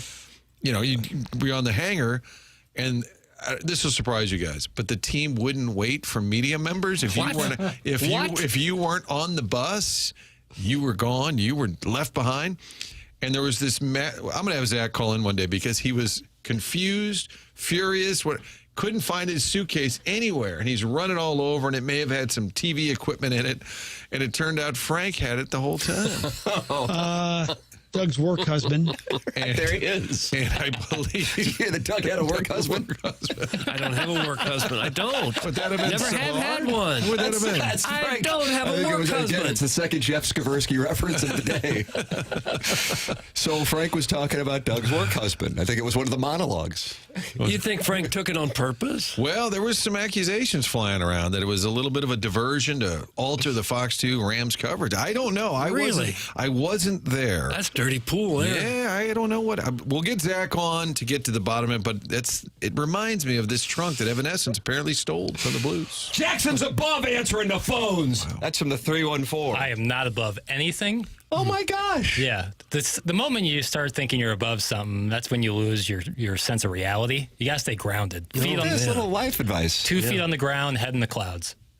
How about that? 2 feet in the ground, head in the clouds. Right. Come here, big fella. Oh, there's Frank now. Well, who's going to answer the phones? Kurt got to come back in and do it. What's he doing? I thought that's what he was here for. So here's I'm trying to work a situation where we can put that phone bank into where Chairman Kurt does his work. Therefore, he doesn't have to get up and down and come in here to try to answer phones. Is it that taxing to get up and down? No, but he won't be able to see when people are calling. Years ago, there was a great TV show called Get Smart, and whenever they needed a secret phone call, they would lower the cone of silence, and a plexiglass cone would drop over the people answering the phone, talking on the phones. That's what we need in the corner. You said a couple of years ago, wasn't it like the early 70s? It's like the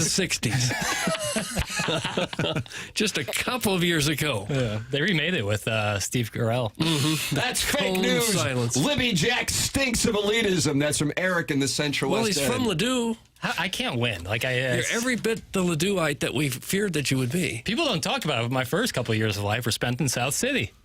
I didn't even know that. Gosh. It always goes back to South City, buddy. Shenandoah in Michigan. Is that right? State streets. Yeah, 2 years. My first 2 years. Then to straight to Ladue. Then to Webster, and then to Olivet. Never Ladue. Just went to Ladue School. Ladue schools. Wow, great story, Martin. I got to say, Frank stealing a suitcase to jam up Rams coverage, I'm there for it. It's not a bad story. It's not a bad. it's related. It all ties He together. got the suitcase back, I'm assuming. I think he did. He made the flight, and there's just a little air of mystery about what Frank was up to. That's all I'm going to say. Frank, do you like chocolate bunnies? Martin, I see legitimate laughter on your face when you hear these drops. Do you have the Arnold Palmer drop? I mean, that's the all-timer. This was on the morning after. What are the Arnold Mount Palmer Rushmore had of Frank passed drops? away. Women wanted to be like him, and guys wanted to be with him. See, he got the quote wrong. Women wanted to be like him, and guys wanted to be with him. Oh, no. That's And again, we don't kink shame, and I want to make sure that is crystal He clear. tried to have that drop banned. Boy, and if you misspeak, it lives on forever. Rob Desir on a Rams pregame show, we were promoting some of the Rams issues, and it was Breast Cancer Awareness Month, a great cause in the NFL. Would always talk about it, and Rob Desir out of break said it's Breast Awareness Month, and that got played over and over again. Happen to have that available so we can put it in I the believe files. JC may have gotten a patent on that one. It got played over and over again. It's unfortunate. We all say things we J.C. regret. Corcoran loved media mistakes. Yes. Especially TV. He just absolutely loved that. Yeah, that one lived on with Rob D. And he was like, man, who's this dude playing this? CJ dude keeps playing this stuff. And I said, oh, well, we'll figure it out. Yeah, a little Russo dyslexia. Tim, please let me inside, sweet, sweet Kai. I'm jonesing. That's Jackson's buddy, sweet, sweet Kai. I haven't heard from him. He's listening. He's listening. All right. He likes it. That's from the recovering alcoholic from Belleville and Webster Groves. You know him, Martin. He wants to hang out with Jackson's buddy, sweet, sweet Kai. Hangout's one way to say it. Let's see. The great Chris Pondoff, who if I were him, I wouldn't want people to know my name. So maybe I shouldn't have said that. That's the weird dichotomy of it all. Jackson, you're doing great. You guys sound great on FM. I always enjoy the show. I'm missing Iggy, but I'm happy to have Martin on the show. Oh, good luck, guys. That's from Scott's Wrinkled Ball Sack. How about that, Martin? I'm going to get that tattooed on my back. Just so I'll turn to you guys and show it to you every time. The whole text? Yeah, why not? Oh, my gosh. Yeah. We'll cover up your whole backside. I'm looking for a lot of ink. Oh. Berkey, play the cat drop. Martin Kilcoyne should be used a bunch now. That's from the Veiled Prophet. I don't know what drop we're talking about. I don't know what he's talking about. Text swope. Find out. Swope will He's got actually like have a that for you glossary. now that I mentioned it. All right, send your emails in. Design, Air, Heating, and Cooling email today. Coming your way at 10:45. Jeremy Rutherford taking your two-part questions. That's brought to you by Mark Hanna of Evergreen Wealth Strategies at 9 o'clock. This program is called The Morning After, and it airs on 101 ESPN. It's presented to you by Brown and Crouppen. Get involved in the YouTube chats, whether it's the 101 ESPN YouTube chat or the TMA STL YouTube chat. Tim McKernan, Doug Vaughn, Martin Kilcoyne, Jackson Burkett with you. This is The Morning After on 101 ESPN.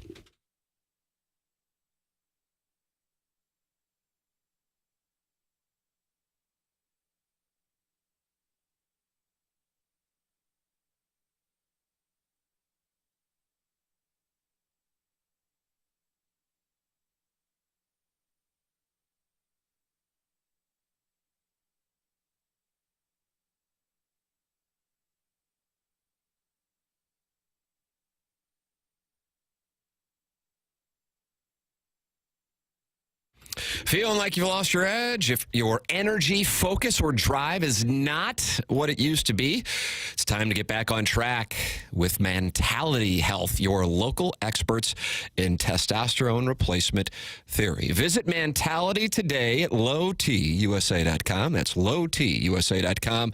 Your first step to reclaiming your vitality. Enter the promo code RISE when you go to lowtusa.com. If you're feeling tired all the time, it might be more than just stress. Low testosterone could be the issue. And if you're struggling to keep off the weight, or if you're struggling to maintain muscle, testosterone levels could be the culprit. Go to lowtusa.com and enter the promo code RISE. It's Mentality, a locally based St. Louis testosterone clinic, and they are online at lowtusa.com. It's Mentality. Enter promo code RISE at lowtusa.com.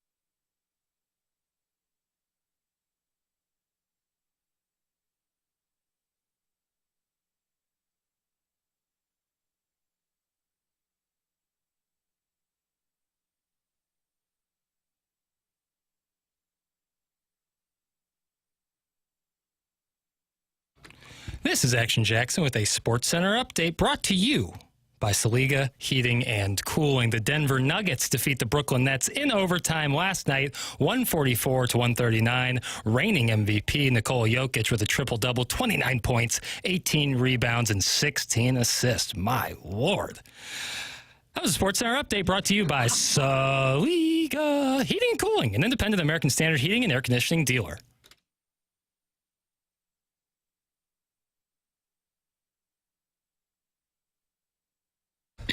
Doug, what do you think of that update? I thought it was wonderful. My Lord, that could be your go-to catchphrase. My Lord. That's my favorite song ever, My Sweet Lord by George Harrison. George Harrison. Okay. It's your favorite song ever. Yeah. All right. Martin writing down that note. I was trying to remember that. Keeping all these notes. All right. It's TMA. It's presented to you by Brown & Crouppen. We're in the Fisher Window and Door Store. 8 o'clock hour. We're inviting your calls. The issue is we haven't come up with a system in which we can answer them. Doesn't seem that hard. It really doesn't. Collier and Thompson phone lines. Well, telephone technology is rather new. Thank you. Phones haven't been around a long time, and nor have radio stations. So to marry them together and try to make it work is just not as easy as it sounds. Now, I see Chairman Kurt. He almost walked in, but then he walked away. So what he's doing there is he's looking through the glass to see if anyone's actively calling, and if they are, he'll come in and answer. If not, he will return. Ah, I see. 314-974-0101 for all your hot takes. Blues lose 8-1 last night in Ottawa. How do you fix this team? Who should be fired? 314-974-0101. Was that a little taste of begging for calls, guy? We're begging for the calls to be answered, I believe is what we're doing. That's a different type of format. Would you ever call into Larry King or any of the national shows? I remember as a kid, I think I did. Did you really? Not Larry What did you King, want to discuss? but you would get on hold for an hour and you would just wait. If you called a national show, and I don't think Costas Coast to Coast took calls, but I'm trying to remember what it would have been. It wasn't Larry King, but you would just sit on hold for up to an hour if you really wanted to get on one of those shows. So I think people don't get impatient if you hit the 30-minute mark. Did you ever get on one? No, I don't think so. I remember Claiborne put me in my place on Sports Open Line once. You called in with a take? I called in to complain about Mike Ramsey because he wasn't hitting much.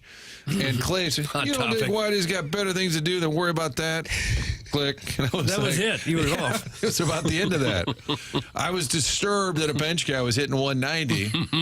So he's got better things to worry. Half the team hits 190 now. Chairman Kurt is in the YouTube channel, the TMA STL YouTube channel, asking so he can talk to somebody. So, yeah, Collier and Thompson phone lines, 314-974-0101. Meanwhile, Air Comfort Service text line, 314-399-9646. And the Design Air Heating and Cooling email today, the morning after at InsideSTL.com. And Schaefer Door Company, sponsor of the 101 ESPN app.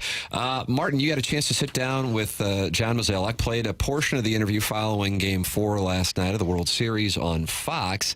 And we got a soundbite here that might get people a little riled up. What do we got going on? Which one are we going to play here, Jackson? You've got a couple of cuts. So there was the angle of the interview because Chaim Bloom was not available, and they're not supposed to talk specifically about players. They're not supposed to make news during the playoffs. It's sort of the rule, I guess. So nothing too specific. But the question, I believe this one is when I said, how did you get to this place? You made the NLCS 4 years in a row. Things were obviously humming along. How do you think you got to this place? Or is this the one I believe actually when I said, when did you realize it wasn't working? Because they've been patching it, as you guys saw last year with the Lance Lynn and the Kyle Gibson. When did you realize what you were doing wasn't working? Well, I think last year we invested pretty heavily in our starting rotation, and it still wasn't enough to put us over the top. And when you look at some of what else is happening in the league, you see other teams that have less of a payroll, but their commitment to development has proven to be fruitful. And so, we really took a hard look at what we're doing. I don't feel like our player development system or our amateur scouting department has not been productive. But I do think when you look at the business right now and everybody's fighting on the margins, you have to be getting the most out of your talent. And so ultimately, these changes we're making is really to do that.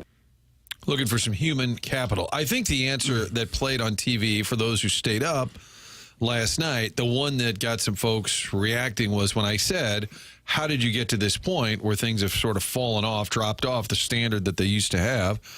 And he said the number one thing is if you don't have a impact bat that you build around. He said we were lucky. We had Albert Pujols for 10 years. He said then we had to go out and trade for the Goldschmidts and Arenados of the world. But he said we had Oscar Taveras coming along who they thought was going to be their next big bat. Obviously a 5-tool player. I think a lot of people, it stings to kind of hear that all these years later. I think if you were talking to Mozeliak, he would say, well, connect the dots here because we lose Taveras, then we end up eventually chasing Ozuna, and then we give up Gallen, and we give up Alcantara, and he said, worst trade, he admits. That's a terrible trade, haunts him still. And then you start chasing pitching because you gave those guys away.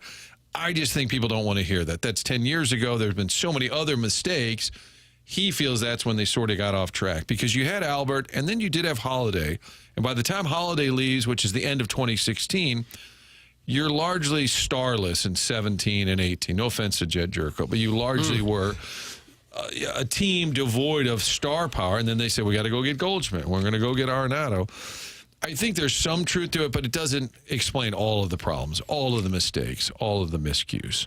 They have drafted, with their number one pick, hitters in most of the last 3, 4, 5 drafts. So they've tried to find, for whatever reason, they're either picking the wrong guy or they just can't develop him. Yeah, and that's the question I think they don't even know is why are they arriving at the big league level and can't succeed, whether it's Jordan Walker, whether it's Nolan Gorman. And I don't know if they have an answer for that. They're focusing on what's going on at the minor league level. Are a couple new computers going to change that? I know I'm oversimplifying it, and Chaim Bloom's a smart guy. I did ask Mozeliak, did he find anything that really caught you guys off guard? Like he noticed. He said, not really. Something Bill and I have been talking about. The problem is if you do that interview, none of the answers are going to be satisfying. Ask me any question, Tim, and I will answer. You ask me, if I were John Mozeliak, and I'm not doing a bit, just ask me any question that you seriously want an answer for. Okay. It'll probably be an unsatisfying answer. Here we go. But I'm prepared. Doug, I'm back in my television mode with you and KMOV, full head of hair. Is this a 2-camera shoot? Heck of a little journalist. 2-camera shoot. Thank you very much. Nam? Nam is here. Where is Tim? Where is the kid? Let's go to the locker room. The great Nam in San Jose, he said to me, where is kid? I said, I'm sorry? Where is the kid? He went on a political shoot once with a photographer, and the security said, what are you here for? He said, I am here to shoot president. That's the wrong way to say that. Did he play well with the security tandem? Great photographer, but he would show up really early. So the Cardinal game hadn't even started yet. He'd be setting up his gear, and I said, what are you doing? He goes, getting ready for post-game. And I said, that's not for 3 or 4 hours. No, so he did have to go cover something else. How do I get that gig? What I'd like to know about is the impact of the uncertainty with regard to the Cardinal television situation and how concerning it is both in the short term and the long term for this organization's payroll. I think it's a fair question, and it is something Bill and I have talked about, but I don't see it dramatically affecting payroll, but it still will. And I think if you look at what our club's going to be like, I think in the end, it'll be entertaining, but it'll be different. Yeah, I feel left. Very nice. I left vapid. What, really? Did that help? Word salad. Good morning. No, I think the answers are largely unsatisfying. You could have him sitting here and say, why are you the guy responsible for fixing what you broke? And he would say, well, I think I've proven over the years I've done a good job, but it's my last year. I do think this message, and we've talked about it, if you said we got a new guy in charge, we're going to change our approach a little bit. Instead of patching it, they were sort of in purgatory. They weren't going to be great, but they just kind of kept grabbing a piece here or there, maybe to appease the fan base, maybe fooling themselves that it was actually going to make a difference. I think they finally realized that's not working, and that's smart. But because Mo's delivering that message, nobody wants to hear it. But if you're going to be accessible, and he's pretty good about being accessible for the job that he has, people are going to ask you difficult questions that your organization just isn't willing to answer in a public way. And that would be true with almost any business. I mean, radio stations, TV, almost any business has got some secrets they don't necessarily want all the competition to know about. And so, in one sense, we thank him for being accessible. And the other, when he can't just necessarily come out and say the cold naked truth sometimes. So And then he's you got kind of Ollie caught saying between a that rock and a hard Tyler place. O'Neill's not hustling. We're like, ooh, you shouldn't have said that. Like, he can't win. Yeah, you can't. Well, Contreras is not a good catcher. We're going to move him to the outfield. Like, whoa, why'd you say that? Boy, what a time that was in April of 2023. Design Air Heating and Cooling is online at designairservice.com. They are the official HVAC provider of TMA, longest running sponsor on TMA as well. Seth Goldcamp Martin, what a delightful gentleman he is. Fourth generation. I love Seth. I didn't realize he had St. Gabe's in his blood. Yeah. Wow. Doesn't everyone at this point? Thank you, Doug, for acknowledging it. It's like 10% of the country can trace their roots back to Brooklyn. It's like 50% of St. Louisans trace them back to St. Gabe's. I'm going to need to know what side of Tam Avenue, okay? Because that's kind of a delineation there. I think it's more Hampton, to be honest with Boy, you. are you in the west side of the park? Oof.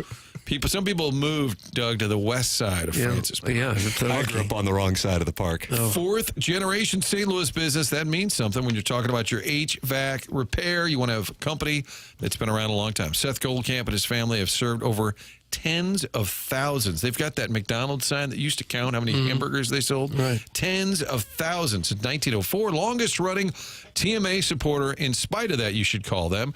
They'll never upsell. Always give you exactly what you need. It's how they train their employees. There's a lot of upselling going on in that business. They don't do it at Design Air. They take their reputation very seriously. Website easy to navigate. Convenience of online scheduling. Instead of calling, just get online. All of your heating and cooling needs. It is a sort of a strange time. I had the AC on yesterday. Yeah. I thought it was a little too muggy in the house. Then the kids are freezing. I said, that's fine. Dad's comfortable. All your heating and cooling needs. Choose Design Air Heating and Cooling. Find them online. Design Air. That's designair.net. If you want to make sure your voice is heard, I'm just going to read texts in order in the next segment. How about that? I mean, I'm just opening it up. I'm just open because Mr. Licks is in there and he's counting needlepoint belts. Someone said that fake answer to Tim's question just ripped the soul out of my body with how on point, disgusting, and true it was. So now maybe we have an Ask Mazalek developing here. Ask Pobo. Wow. I'm honored. She's the GM. That's right. Sorry. Yeah, Well, I think to Doug's Special point, he project. is very available, but he's not going to give you anything that's going to satisfy the fan base. but he can't. Most people on Twitter last night said, I'm out. Back in 2026, I'm out. I think that's a real thing next year, what that stadium looks like. I agree with you on that. So I'm just going to, hey, text it in. I'm just going to read them in order. This could get real interesting. Then Jeremy Rutherford in the 9 o'clock hour with your two-part questions after the Blues debacle last night. He's brought to you by Mark Hanna of Evergreen Wealth Strategies. This program is called The Morning After, and it airs on 101 ESPN.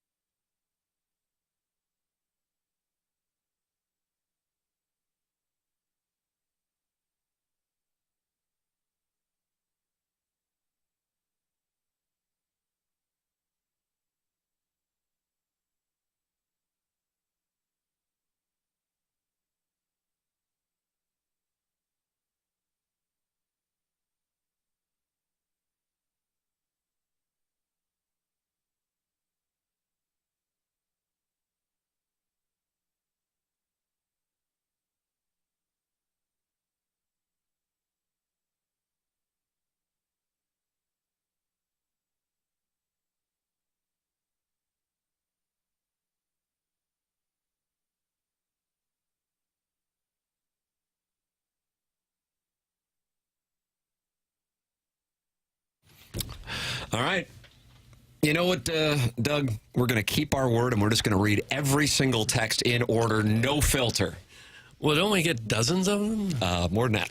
Okay. All right. Hey, guys, with Martin covering for Mo with his word salad answer, it's like rights holder Jim Hayes is in that body and running around the studio. That's from Big Tough. Yeah. I wasn't being a rights holder. I was playing. That's right. Martin Kilcoyne. That was a drop that somebody's been begging for that I didn't remember. Thank you, the cat. Yeah, I had lunch with the cat yesterday. It was wonderful. Oh, really? Yeah, How's he doing? He's doing well. He likes cheeseburgers. That's his thing. Yeah.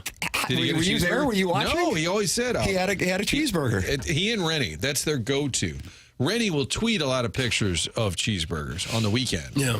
But I know the cat loves a good cheeseburger. Has Martin heard his Meet the Press drop yet? That's from the Birthday Hawk. Jackson, do you have that one? Wow, you're ready with that one. That's impressive. Uh-oh. He's not ready. He's not ready at all. Doug's mad as a hornet. Well, he'll find it. Here you go. Ever watch that Meet the Press? What? Never mind. There's the drop. I have no idea. No context. We have some unique. Do you know what it was? What it was from? I have a feeling it was back when we were doing even higher brow radio than we're doing now, when we would call sorority houses and they would just pick up. To set the scene for a Mizzou game. Right. I think that's what it was. Get you ready. Well, Nice for the preview. listeners who are struggling with the format and all of the changes, let me just tell you, years ago, my dad listened to the show, and it was online. And I said, you could hear that every day because you just get on your computer. He said, yeah, I'm good. And that was it. Wasn't interested. He listened one time. Yeah. My family doesn't even know what I do for a living. And I don't That's tell them. intentional. I tell them I'm an accountant, and off I go. It works better. It's just Then you go to easier. the Blues game, It's they're easier like, that way. Hey, I'm Doug's prison wall. They're like, excuse me? Oh, never mind them. The Village Bar has the best cheeseburgers by far. Thank Martin you. will tell you. It's from the 314. I'm a big fan. Yeah. But the cat and I say there's one guy who works the grill who does it better than others. And if we know he's working, we'll Really? order. Yes. This is I've something that- rarely had a bad burger at the I'm old just saying Village that there's Bar. even better. I'll hit that. I might have to hit the Village tonight now that this guy's got a. Did you ask Bowtie if he bought Pinocchio a new ball gag? That's from Chairman Stephen Wildwood, not Chairman Kurt, totally different chairman. That was on my list of questions. Did not This get to dossier is that. just got ink all over it. I'm adding that for the next time we talk. Has Martin heard the Francesa Jesus drop? Do you have that available when somebody called that? I think Martin needs to hear that. I don't know.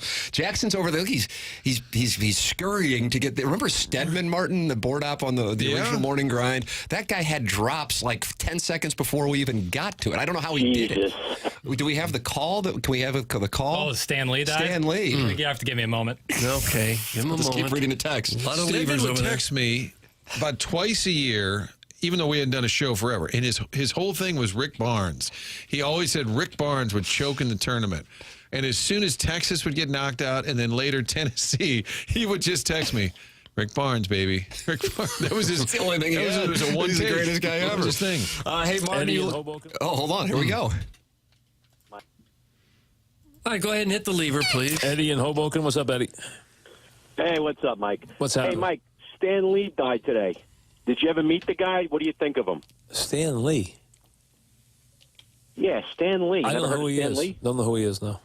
Jesus. No. Who is he? Who is he? Who is Stan Lee? He was one of the creators of Marvel Comics. Oh, who cares? Gosh. You didn't care that he died either? Do you guys have a Francesa drop on every dossier? I think I have 40 clips of it. I can't tell what's from the day before and what we didn't get There's to. evergreen, and that's why it's a fluid dossier. That's why see Doug. It always goes back to Fluid dossier. Brick by brick. Jeremy Rutherford is actually in the building. Oh my! In the building, and he is going to join us in studio. He'll to read take- your text. He will absolutely read your text. Two-part questions. He's brought to you by Mark Hanna of Evergreen Wealth Strategies. Mark is online at evergreenstl.com. Can't say enough good things about Mark Hanna of Evergreen Wealth Strategies. And I can't say enough good things about Jamie Burkhardt and Peter Munganast, and then Ryan Seiberg in the service department at Munganast, St. Louis Acura, and Munganast, Burkhardt, Alton Toyota. They're online at stlouisacura.com and altontoyota.com. It's where me and my family have been going to get our cars now for a number of years. Just sent my little sister out there a couple weeks ago. Can't say enough good things about the people and the way that they work, and really the accessibility that they have with our listeners. They even set up a number specifically for our audience members to call or text to the people who run the dealerships. Here's the number, Doug. Okay. 314-252-0029. 0029. And it takes you to the muckety mucks. You can text it, you can call it, and you're talking to Jamie Burkhardt, who is a wonderful person, loyal listener of this program and has been for years. Peter Munganast, wonderful person, loyal listener of this program. And Ryan Seiberg, also loyal listener who's in the service department. So even if you didn't get your car from Munganast, get it serviced at Munganast, stlouisacura.com and altontoyota.com. And the secret number for our listeners is the following: 314-252-0029. Your two-part questions following the Blues debacle last night. The 7-goal loss to the Ottawa Senators. Jeremy Rutherford will be fielding those questions in the Air Comfort Service text line as we start our 9 o'clock hour, brought to you by 5P Academy and Hustle and Heart Sports Performance. It's coming your way. This is the Morning After, presented to you by Brown and Crouppen on 101 ESPN.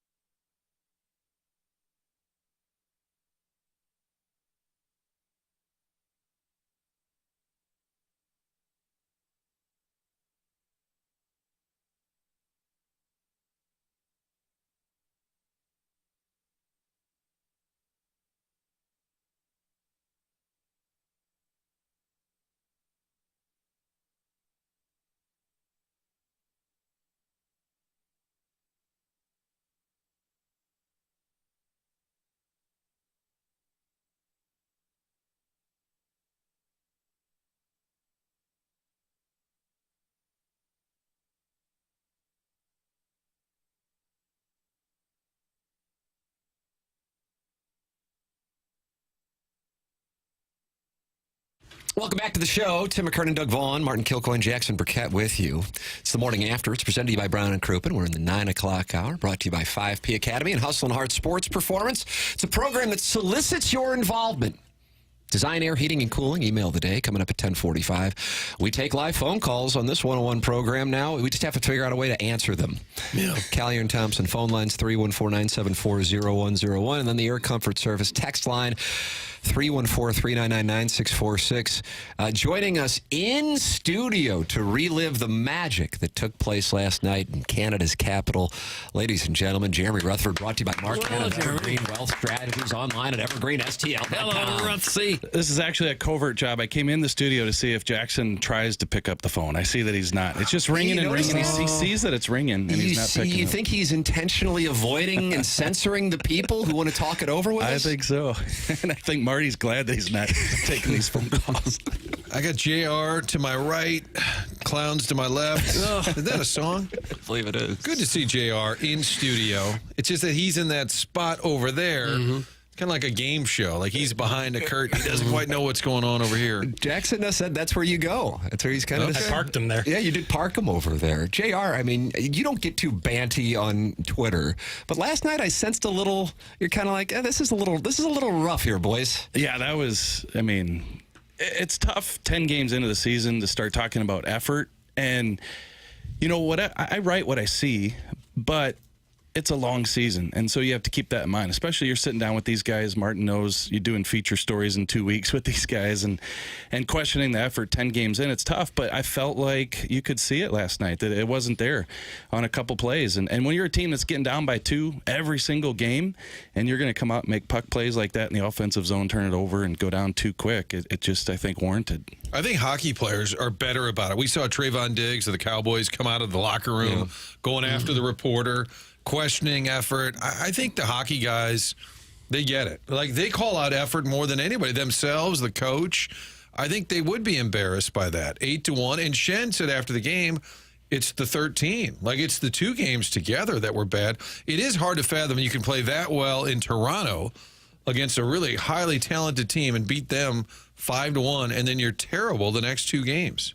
Yeah, that's why I try not to get too wrapped up in the roller coaster, and that's why I enjoy the job at The Athletic, because we can kind of step back and look at a big picture. What is going wrong? Let's talk to the people involved and find out over a 10-game span what is going wrong, because otherwise, you look at this season, you got the early comebacks against Seattle and San Jose, right? And then you've got a big win over Toronto recently. Now you got the 13 goals in these past 2 games. I mean, that's what a season's going to be like in the NHL in a lot of seasons, but particularly with this team that's trying to go through this phase where they've got some players who want to compete and play, and then other nights they just don't have the talent. Here's what you do. The headline at The Athletic, who are the Blues? And then you just say, I talk to folks anonymously, and it could be just us. Well, I think I've said this to Tim. Tim, that year they won the Stanley Cup, 2018-19. I had 3 headlines over the course of the season, and after they won the Stanley Cup, I posted the 3 headlines right next to each other, and it was, apathy is setting in. And then it was, could they really do this? And then it said, these guys are legends. That's 3 headlines from the same season. How about that? Yeah, I don't know what kind of transition is upon us, but this is pretty critical, because if you have another bad performance, that would be 3 straight. And then you got Berube's return on Saturday night, which will be an emotionally charged atmosphere. So tomorrow night's game has some added importance, even though the team is sitting at 500. We welcome you to send in 2-part questions to JR. Keep it clean. Yeah, clean. Doug's requesting clean questions. I can't control that. 314-399-9646. Jeremy Rutherford, brought to you every Wednesday here on TMA by Mark Hanna of Evergreen Wealth Strategies. Hey, JR, 2-parter. Have you made any headway with Gary regarding bringing back the home white sweaters? And second part, my wife is like the TMA billet mom, want to take a ride. That's from the recovering alcoholic from Belleville and Webster Grove. So the tone of the 2-parters is not going to change even down the hallway here. No, we are who we are. Marty, do you get a lot of the white jersey, home jersey stuff? No. At the 2 Fox? No, producer Dave Job, he's old school. He gets mad about some of the jersey stuff. I'm not... the country roads thing people would complain about. Yeah, and by the way, I don't think it's gone. I think they've moved it. It's now played occasionally, but not all the time. Yeah, I believe that's the update. Yeah, and I think they moved it up to the second period too. And yeah, with the jerseys, heck, now they got like what 5 or 6 of them. So how do you know when they're going to wear the white? It seems like every time my little 11-year-old comes up to me, I'm buying a new Blues jersey somewhere, different color. Oh, that's the whole game, right? Yeah. That's why they do it. I went through that. Every time we'd buy a jersey, the guy would get traded.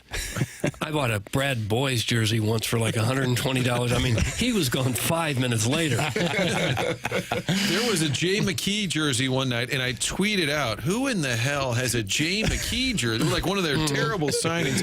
And he tweeted back, maybe it's me. Oh, and it was actually him. Oh, wow. He had a good sense of humor about it because they gave him a bunch of money. No, as a wedding gift, my mom got my wife and I Cardinal jerseys with the last names on the back, and 2 times it's popped up. Once, don't wear a Cardinal jersey with your last name on it to Wrigley Field. That's a no. Somebody said, hey, who's Rutherford? And I said, well, he was an all-star in the 60s. And then it was, no, he's not. He's a blah, blah, blah. And then also, I will be proud to tell you that I sat about 10 rows in front of Barrett Jackman one time. So, hey, get some good seats, Barrett. And from behind me, I hear him chirping. So I love looking for the old school. On any given night, you're down like, wow, somebody's got a Tony Herkus jersey. Those are the safest ones to have.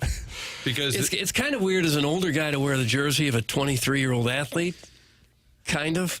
But if you wear a Federico jersey or something, you can get away with that, right? Yeah, the legends. Yeah. I think it makes sense. I was going to a Cardinals game a few years ago. My wife said, I got to get a shirt to wear. She's not a big diehard sports fan. She comes home, said, this one was on sale. It was an Ozuna jersey, and I said, well, he doesn't play here anymore, and he just got charged with domestic battery, but how much did we pay? Still a good jersey. Yeah, you can wear it. It's still fine. A good night. Just wear it. It's fine. JR, could Bannister's tenure as coach be much shorter than expected if the boys don't pick it up soon? Seems like they lack sandpaper, and maybe Ott could get them going. And second question, how close is Jackson to being banned from Enterprise Center with his lack of focus on our Blues, instead favoring meaningless basketball games where players sit, quote, just because, even a few weeks into the season? That's from Carlos Spicy Wiener, and I think he's a TMA Hall of Famer. Oh, I just love it. I was walking the 2-mile walk each day a couple days ago when you guys were on, and I heard the NBA. Oh, look at that. Look at Athletic that. Jackson, t-shirt, he's flashing the Athletic logo. I got my Athletic shirt. And I heard the basketball update, the 50 points for the one fella, and then I just knew it was coming up next with you guys. That was awesome. It's a tradition. That sounded like a little NHL condescending NBA. That's what pushing it was. over to the corner. That's what he's doing. The 50-point fella. I think Bannister has been good since day one at being tough on these guys. When you're the new coach and you replace Craig Berube, I think you're probably a little intimidated.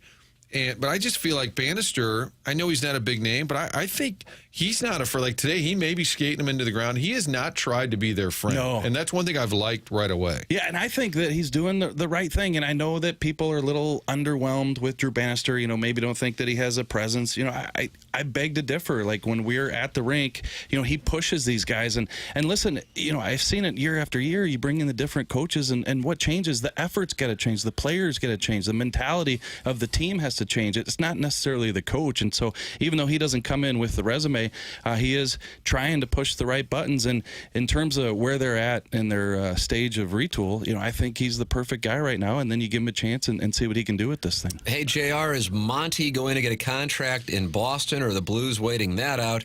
Second question, can I sniff your corduroy to see what you ate in the press box last night? That's from the self-made stay-at-home Ledoux mom. Oh, yeah. Oh, gosh. With that corduroy, I did get assigned. Do you like how it's answered? Yeah, okay. I did get assigned to cover a golf tournament. I think it was out at St. Albans years ago, and my dumb butt wore like a Jay Leno. There's an avatar. My dumb butt. Be texting it tomorrow. My greasy dumb butt. I wore like a Jay Leno denim outfit out to this golf tournament out at St. Albans, I think it was, and I had a gentleman come up to me and he said, "Sir, a couple of the members have complained. Do you have any extra clothes in the car? You could." I'm a reporter. I make $42,000. I'm covering the tournament. Humble brag. Yeah.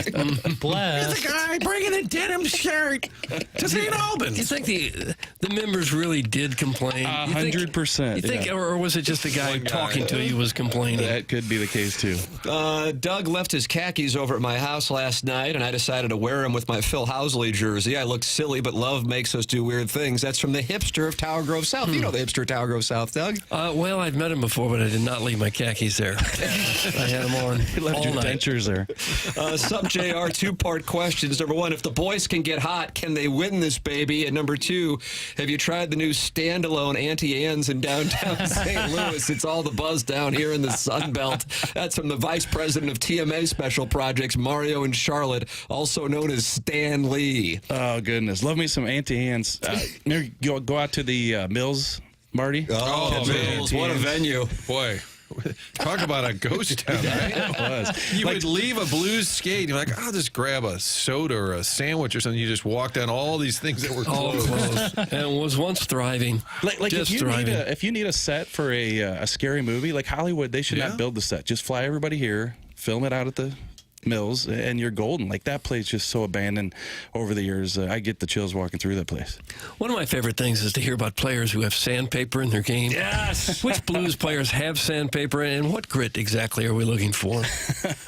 Well, I don't think we answered that one about the if these guys put it together, how can they win this thing? And I think the answer is no, so we can move on to Doug, we're just moving right along to 2025's campaign. Okay.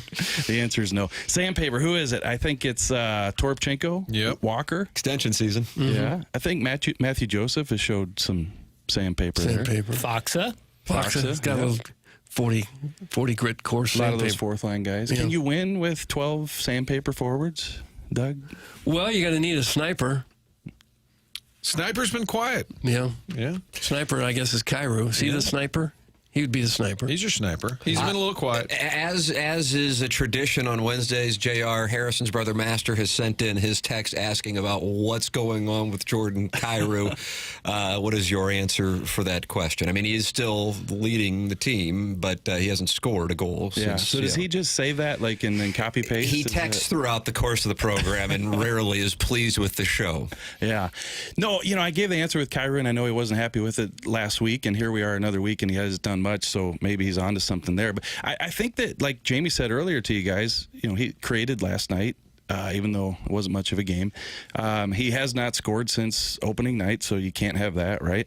A ton of assists, but this is a guy who's getting paid to score goals, so you're going to have to see more from him, but it's not just him. Look at the top six. Like I tweeted it last night, Tim. Kyrou, 9 games hasn't scored. Shen, I think, is 8. Buchnevich is 7. Yep. And you look where all their goals are coming from. The last 7 games, it's been Dylan Holloway 4 and Jake Neighbors 4. So, like, that top 6 has to get going. I know Thomas is out right now, and it makes it more difficult. The guy, it's your setup guy, but you got a couple guys up there making $8 million. Gonna have to get the job done. Do you get a lot of feedback from the fan base? Because I feel like the Blues fan is on board. Like the team tells them, hey, we're going to do this. They say, all right, I'll be there. They sell out the building. What level of frustration is there if this season doesn't end up in the playoffs? That's 3 in a row. Do you think the fan base, because they're unbelievably loyal, unbelievably just passionate, and I think along for the ride, do you think that's going to shift if this season doesn't create anything playoff-wise? I think that's one of the worst questions of it. You know what I mean? It wasn't bad. Yeah. I think of the Blues fan base, like the TMA fan base. Like Tim could say right now what bar to be at tonight, and there'd be 2,000 people. Oh, wow. Yeah, that's the kind of power I have. Eliminating right there. That's eliminating. It is. Where would it be? The Golden Hoosier or something? Yeah, like that? where are we going? Kings Highway. Golden Hoosier. I think I left there at 3 a.m. one night. Yeah, it's a situation where I think they're on board. Yeah, I think they agree with. But you don't think that there's a shelf life for that? Well, yeah, I think in a couple years, if you're still digging for wins, that it'd be tough. But I think this year is a year where they know that it's going to take some time, and I think they like what Doug's done in terms of a little bit of an undercurrent where you can stay competitive, but you got the Brobergs and the Holloways added to this mix that's going to have the Dvorskys and the Snuggeruds, and it's just going to take some of that time. But a lot of people were on board with the Buchnevich re-signing. That keeps you competitive. That also gives you a guy who can play well once these young guys come here. there. So as far as I can see, the transparency, the honesty that the Blues have provided, and I think people realize that there's going to be some lumps along the way this season. Final question for you. They ran into a Montreal team that was coming off of a bit of a rough stretch. People were getting a little banty. Martin Saint-Louis was firing some shots. Then you had Allmark, and what he said going into last night's game, I don't know what the situation is with the Flyers, if they have anything, but if it's anybody that needs to have a bounce back and a response, it's the Blues tomorrow night.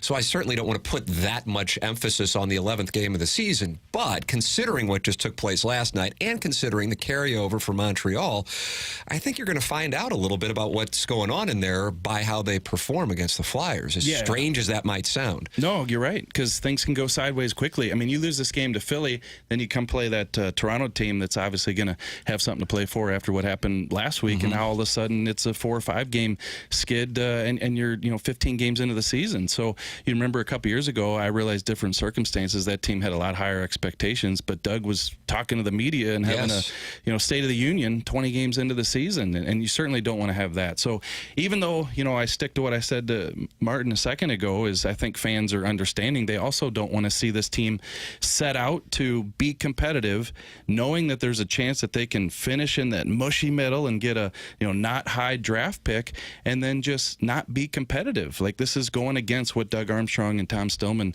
are hoping for this season and perhaps next season too. So if they've picked some of the wrong guys, or they've got contracts on the books and these guys aren't competing, this is going to be tough to get out of it for a couple years. Do you take 3-part questions? Next week I'd like to ask a 3-part. Can I ask a 3-part? Yeah. 3-part questions. I like when the coach said, when you say, I've got a 2-parter, and the coach will answer, yeah, I'll do the last one first. That's what the skipper used to say. Do the last one first. Jeremy Rutherford, brought to you by Mark Hanna, Evergreen Wealth Strategies. Mark's online at evergreenstl.com. JR, thanks so much for coming by the studio. Thank you, guys, and thanks, Mark. There he is. That's Jeremy Rutherford with us here on TMA. The gentlemen from the Yankees game are getting even more active with their comments to the media, the ones who stole the ball from Mookie Betts in Game 4 of the World Series. Vinny. Yeah, we're going to have the Capo Bianco brothers talking on the other side of the commercial break. That's coming your way. Design Air Heating and Cooling email today in the 10 o'clock hour. Send yours in the morning after at InsideSTL.com. This is TMA, presented to you by Brown and Crouppen.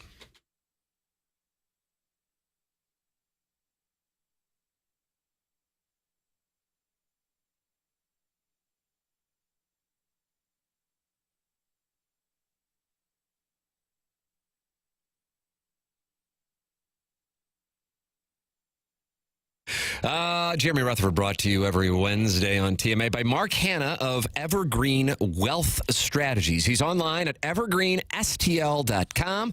His number is 314-889-0503. I've gotten to know Mark over the last 7 years. He is a first-class individual, and I am telling you that if you give him a call at 314-889-0503 or go online at evergreenstl.com and then set up a conversation with him, you will leave that call feeling better about yourself and then also about your financial situation. I think a lot of people might just put it off because they don't want to deal with any potential negativity, but the reality is the first step is making that call and talking with somebody who treats everybody's situation individually. That's Mark. I'm talking about a first-class person who not isn't only a financial guide, but really a life guide. Think the world of him. I recommend him wholeheartedly. Again, online at evergreenstl.com. That's Mark Hanna, Evergreen Wealth Strategies.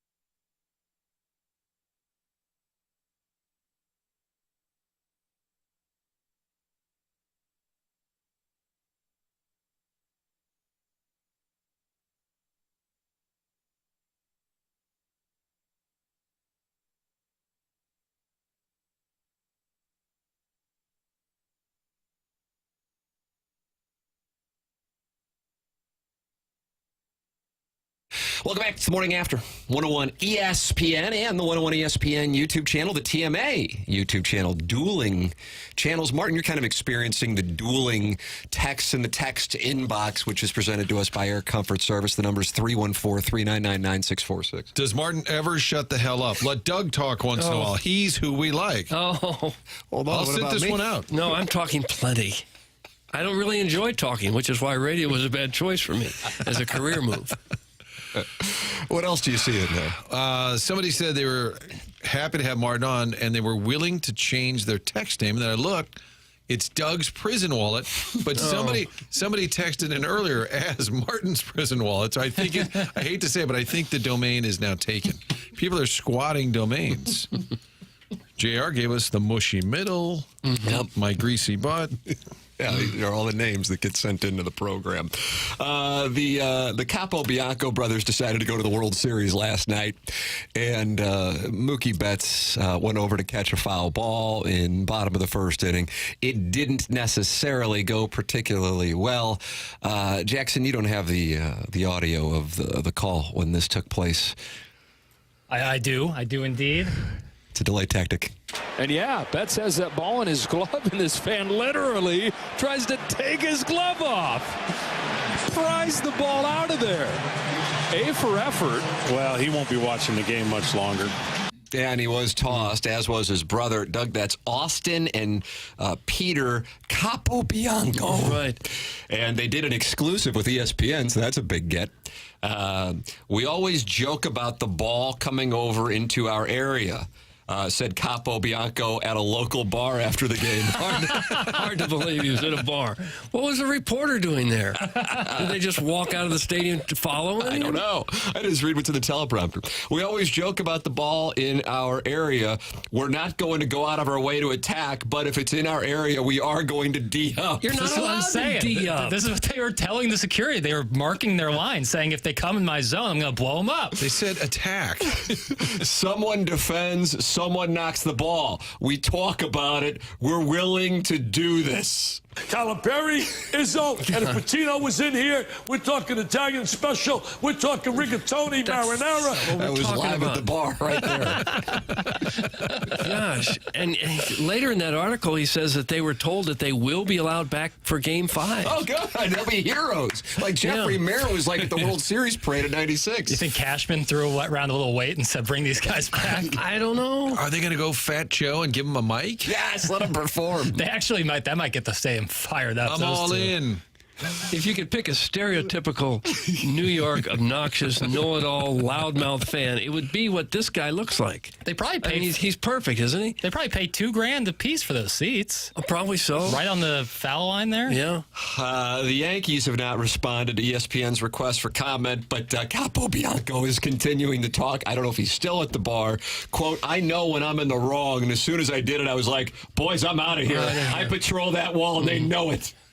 So he's known for patrolling that wall. I wonder if maybe he hijacked a truck to get the tickets in the first place. I feel like that's anti-Italian-American slander as somebody who's married to an Italian-American, and I've dealt with Jackson's anti-Irish-American and anti-Italian-American comments for years. I will be condemning that here, Martin, and I hope you join me as a bridge between the Irish and the Italians and the wahs that are going on. Oh, there's too much hate. Yep. It's time to bring everyone together. All the paisans are going to be jumping with joy. We're kind of seeing a dangerous precedent here. They had that incident where at Texas where people threw stuff on the field. And they overturned the call. And they overturned. And this guy, sure, you interfere with the player and possibly hurt him, we'll let you back in tomorrow night. That's crazy if they're going to let him back in. That's crazy. Well, they're going to be celebrities now in New York. Oh, so yeah. Yeah, they're ponied up at the bar. Everybody's buying them drinks, and they're doing interviews. He could be the next Hawk Tua guy. Yeah. He'll be a millionaire if he's not already. Game. Yeah. Do you think, remember, the rally scroll got put onto the 2011 World Series ring? It is on the World Series ring. That's correct. If the Yankees are to make the comeback back, did he think they put Yes. these two guys? I think they would. They should get They're going to rings. be gods. Here comes coastal elitist Jackson with his anti-Italian American takes. Check out the Facebook page for 101 ESPN if you want a real morale boost. The 38-year-old unmarried fat sads and the stay-at-home dads are not happy over there. That's from the vice president of TMA Special Projects, Mario in Charlotte, and he feels like Jackson is on the attack again against the Italian American community. Isn't that where probably a lot of Italians live? Isn't on the coast? What is that even supposed to mean? Well, I mean, New York, like it's a big Italian area. Yeah, that's where my it mom's is. from. Yeah. You know, she grew up in a similar situation. Sure. I have love for everybody. I truly do.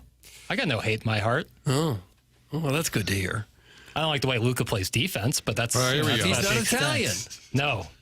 Do you think Rudy Gobert was vindicated last night because people were really mad at him during the playoffs about his trying to stop Luka? And, it's pretty clear it's not a Rudy issue. No, far from it. there you go. Minnesota's got an adjustment period to look forward to. Now, if this No guy cat. is let back in the stadium tonight, don't you think that the TV cameras will be all over him and Yeah. maybe have him mic'd up or something? They got to do something with this guy. He's going to become a star. Yeah. So a World Series featuring Juan Soto, Aaron Judge, and Shohei Ohtani will be headlined by these two Capobianco brothers. these two New York guys who tried to hold on to Mookie Betts' arms and wrists to stop a fly ball. And felt like they were doing the right thing. Well, they were in their zone. Yeah, I'm in my Absolutely zone. Play up defending Thad it. Castle. And if you're Mookie Betts, the next time there's a foul ball over there, do you think twice about going to get it? Rizzo made a great play on the fence last night too. If you're Fox, do you reference it in all seriousness? In the coverage, pregame, do you think you even bring it up? Because it's got a life of its own now, and do you further that by talking about it? I would imagine baseball's like, we can't celebrate this situation because then we invite it going on in other ballparks, whether it be Yankee Stadium or Dodger Stadium or next year. Yeah, I agree. And we had fan interference earlier in the series, I believe in Game 1. But that's way different than holding on to Mookie Betts' arms when he's prying the ball out of the glove. Yeah. Well, if you ever got frustrated by the security measures they take when fans walk into the stadium, you see why they do it. Yeah, 100%. The Capobianco brothers. The Stuckey brothers and the Capobianco brothers. Send your texts in regarding both. The Morning After at InsideSTL.com is the Design, Air, Heating, and Cooling email of the day inbox. That comes your way in an hour and 15 minutes. The text inbox is brought to you by Air Comfort Service. Save it in your phone. You can always communicate with the show, 314-399-9646. And Callier and Thompson, sponsor of the phone lines. Call in. Save this number, too, because we're taking live phone calls, 314-974-0101. Schaefer Door Company, sponsor of the 101 ESPN app. Timothy Michael McKernan, Douglas Elvin Vaughn, Martin Joseph Kilcoyne, Jackson Burkett with you on the program. And coming up, we will have more from Mike Francesa, who's now he's pissed not at Aaron Rodgers, but Sauce Gardner, and going after him.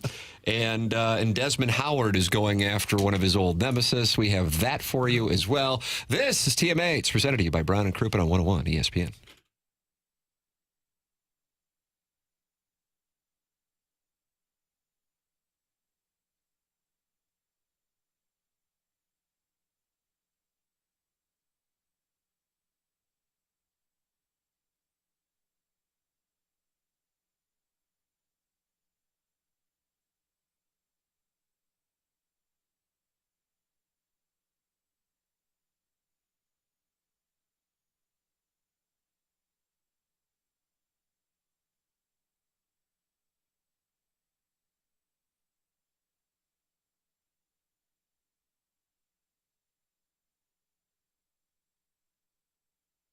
Schaefer Door Company, sponsor of the 101 ESPN app and the TMA STL app. Download both of those. And they set this up for our audience to call or text anytime you have a garage door issue. Here is the number. Here you go. 636-782-3608. Or you can go online at schaeferdoor.com. That's spelled SCHAEFER door.com. That's Schaefer Door Company and Jason Jason Gosrow, who's been a long-time TMA advertiser. And Doug actually had him work on his garage door when it broke earlier this year, and they fixed that quick, fast, and in a hurry. They service all kinds of garage doors for both service and new installs, and they have Monday morning standby service for those doors that break over the weekend. They service commercial doors as well, so if you run a business or warehouse with big, tall doors, Schaefer is experienced in these types of jobs. Go online at SchaeferDoor.com, SCHAEFER door.com. That's Schaefer Door.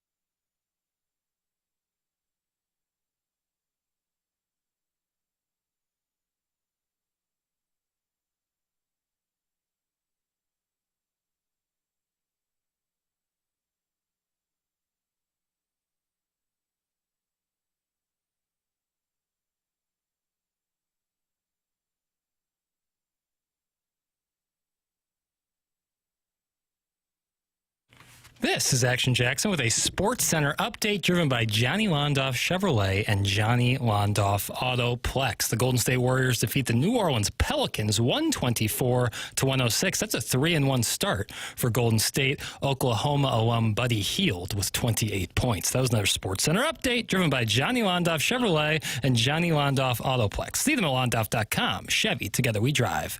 Are you kidding me?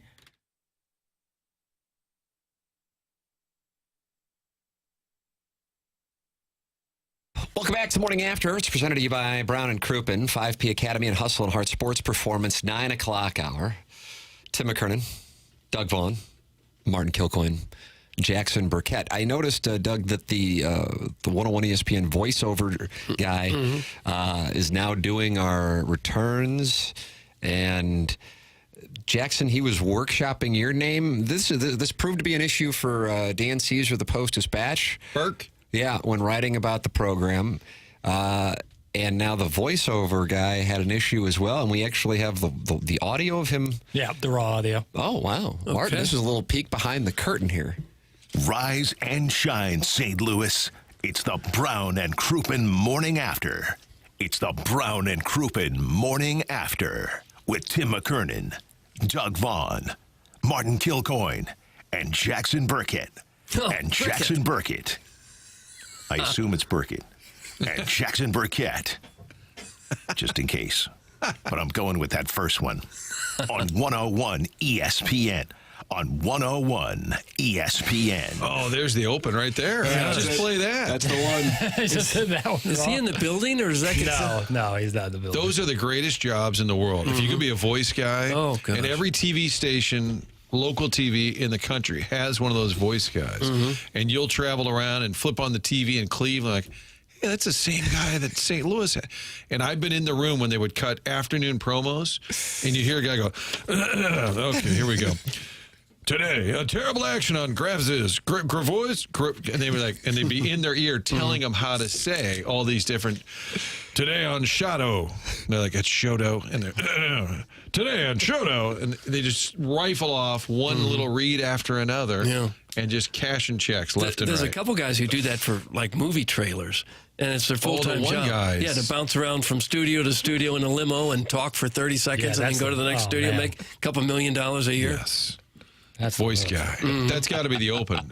That's what we just had a time. I was about to read that text from the 314. Please use that as the open. Just put Jermaine Stewart under that with all of the play. Yeah. Is the voice guy okay with that? You don't want to upset these people. Right. I was told that we could play. Okay. We can play, yeah. I don't know if we're going to play that's the open every morning.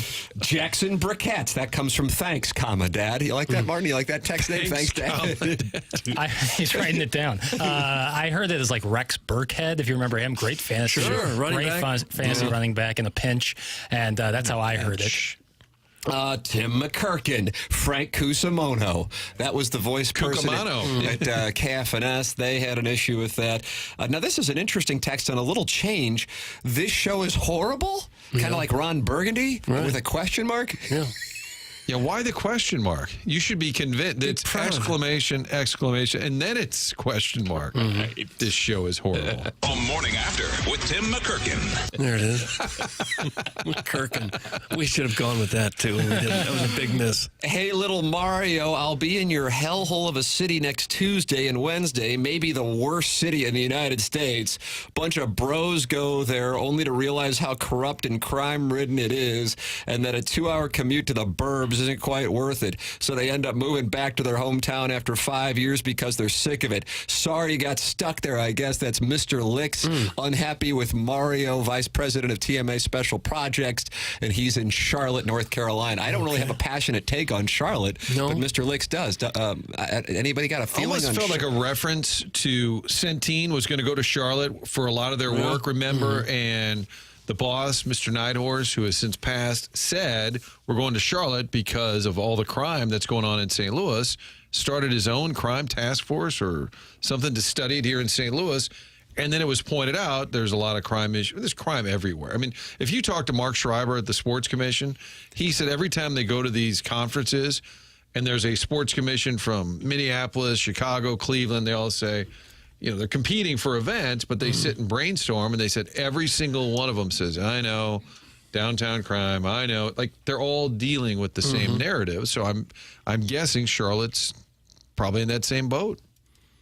Always seemed like a nice city when I was there. I was there a couple times. Seemed like a pretty cool place. It was a good Rams trip, wasn't it? It was the a old really Carolina good one. Panthers. Yeah. First game they ever played there was in that area. Remember at Clemson Stadium? That sounds right. Or maybe second game, because I think the first game was at Green Bay. Yeah, the great Isaac Bruce blocked a punt and caught a touchdown pass. Does Martin know about Piddle's nasty little boys trip in the mountains? Thanks. That's from Marsh's Burner. No. I'm going to Chicago. Stand up. That was not the trip we're talking about.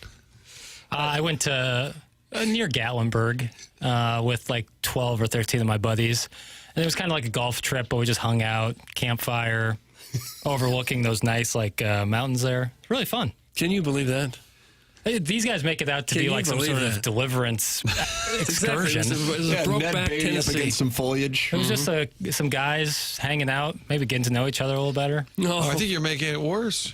Well, I don't know what you're talking about. I was If you like innuendo, you're making it worse. If their minds go there, I can't control that. That's their prerogative, not mine. Bobby Brown, 1989.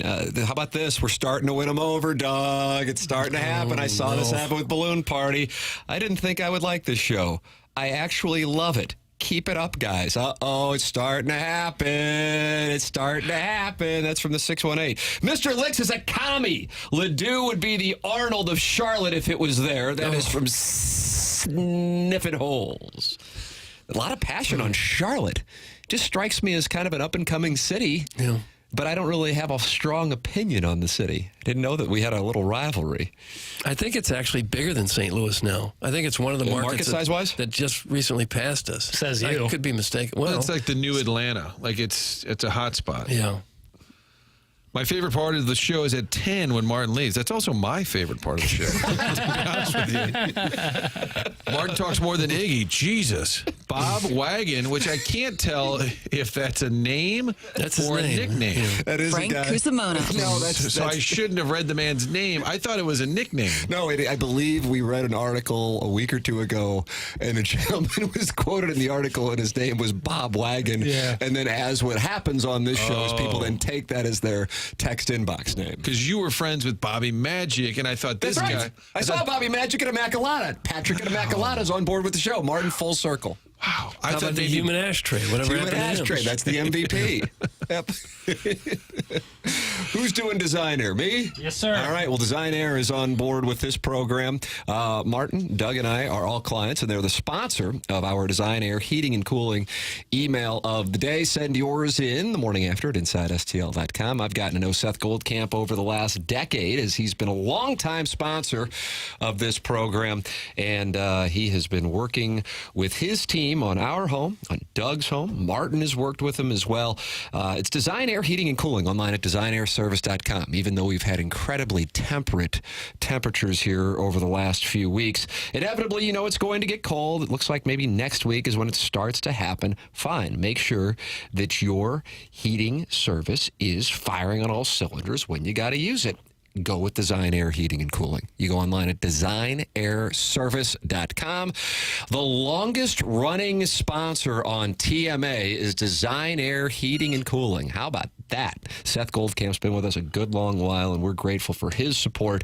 It's Design Air Heating and Cooling online at designairservice.com. Sponsor of our email of the day. Send yours in the morning after at InsideSTL.com. First place I think of for a golf trip's Gatlinburg. Nice. It's from Harrison's brother Master. Sounds like he's suspicious about the trip. Matter of fact, the first course we played, that was one of the worst golf courses I've ever played. So you're on board with Harrison's brother Master. He wasn't wrong there. The second one was better, but they just aerated. But the first one, like, barely had grass. Like, that was the last time we let one of our buddies book a golf outing. That was awful. And who did that, Herb?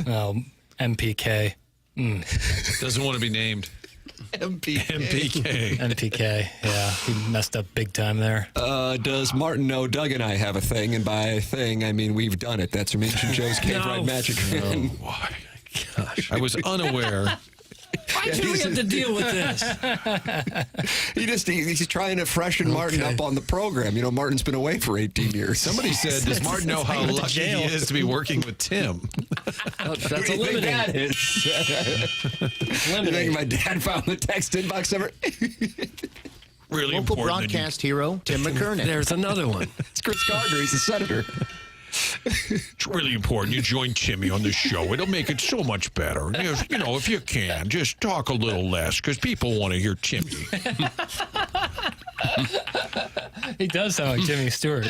Yeah. I'm gonna call your dad later. Yeah, you need to freshen it up. I do, but now I'm kind of stuck. I like the Jimmy Stewart voice, though. Because it's not accurate, but it is funny. I'm so far in on it that I think I've got to really flip that off. I got to stick with it. Jackson, wasn't there only 5 or 6 bedrooms? That's the issue. That's a lot of nuts to butts. That's from the 636. Yeah, but bedrooms can have multiple beds and air mattresses. It's not. We weren't, doubling up. We weren't going Dutch on a bed.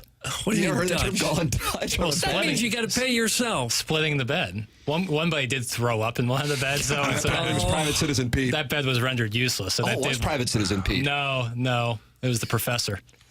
There's a lot of names. Is this a game of Clue? Is everyone's world like made up names and nicknames? I just don't want to say these people's names. The professor. The professor, yeah. 618 can go ahead and take a swan dive off his back porch. That's some Scissor Me Timbers. I don't know who that's in reference to. We get a lot of texts on the program, but it's good to see that the audience is still sideways with each other. And then let me see what's going on in the YouTube chat. Martin, an active poster in the YouTube chat, the TMA version, where 245 people are talking it over, is the Boston Market ad bot. And he wants to know, where is the TMA trick-or-treat meetup? Is it at Wilmore Park again? You know Wilmore Park, right over there. Used to be by Red Bird Lanes. Raymond's or St. Raphael's? St. Raphael. Yeah, right over there. Where the weird triangle. That's right. Loughborough, kind of, and Jameson kind of like say hi to each other. Yep, that's exactly. I like that. Say hi to each other. St. Raphael the Archangel. St. Gabriel the Archangel. All right. A lot of archangels, Doug. You'll be there, Doug, November 15th. That's right. Trivia night. South City. TMASTL.com. That's where you can sign up. You can sign up for tables of 8, $50 per person. That includes all of your food from Heavy Smoke Barbecue. I don't know if anybody's, you ever had a Heavy Smoke? Doug has. Martin, have you ever had Heavy Smoke? It's out there like in St. Peter's. The guy competes in World Championship Barbecue. He really is good. Ooh, Chris from Heavy Smoke. So that's what that's included in the $50.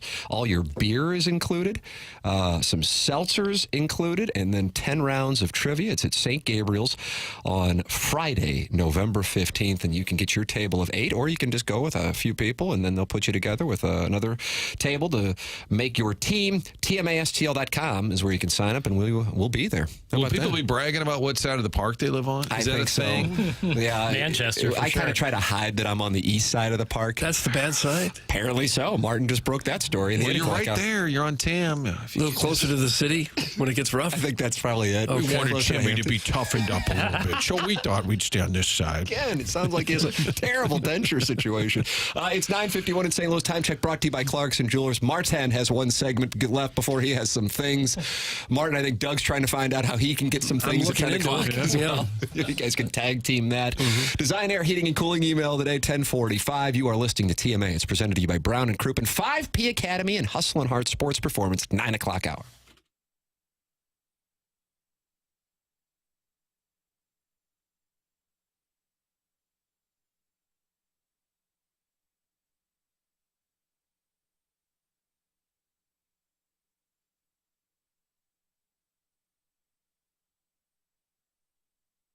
Brown & Crouppen is the presenting sponsor of TMA, and they have been now for more than a year, and it's been great to get to know Terry Crouppen. Man, is he passionate about St. Louis, his son Andy, and Ed Herman at Brown & Crouppen. Now, longtime TMA listeners have heard them on the air with us, and they've gotten a chance to get to know them, and now 101 ESPN listeners just getting to know the show will hear from them as well, and you will hear their passion for what they do and their passion for our region. They were founded in 1979. And if you have a case, I think you want a local law firm, one that knows how to handle the ins and outs of your case, and then also the local environment. Well, that's where Brown & Crouppen comes into play. You get great service, and you get great results from people you know, local people. That's Brown & Crouppen. If you think you may need Brown & Crouppen services, call 314-222-2222. That's 314-222-2222, or go to brownandcrouppen.com. Make sure you let them know you heard about it on TMA. It's Brown & Crouppen, presenting sponsor of the Morning After.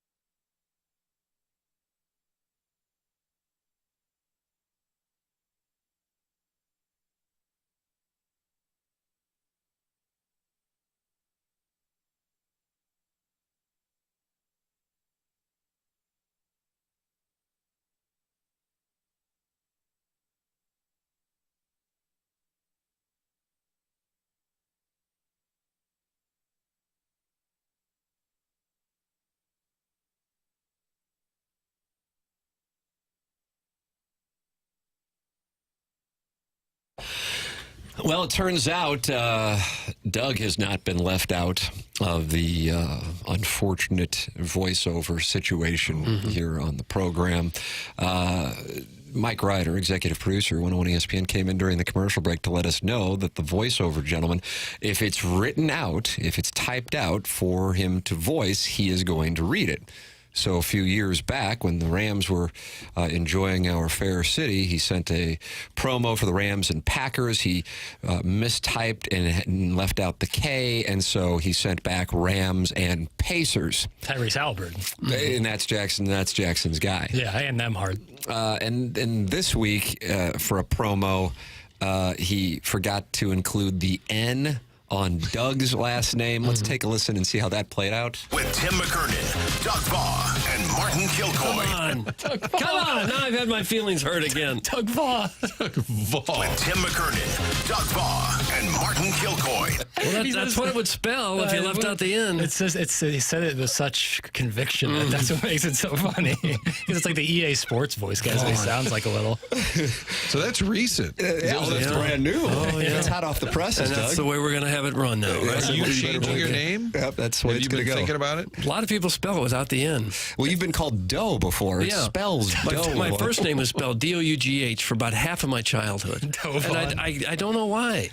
All I can guess is on a typewriter, oftentimes you hit G-H. I think you're right. There's a lot of words with a G-H right there. Yeah. It happened so often, my dad used to call me Doughboy. Oh, nice. Because Like Ice Cube and Boys in the Hood, 1991? I got a bowling trophy once for perfect attendance at Crestwood Bowl, and it said Doe Vaughn, perfect attendance. I was crestfallen. But you were skinny as a post, weren't you? Well, I was also about 9 years old, so yeah. But you were skinny your whole life. I was pretty skinny back then, yeah. It turns out that 618 who wrote in, I didn't think I would like this show. I actually love it. Keep it up, guys.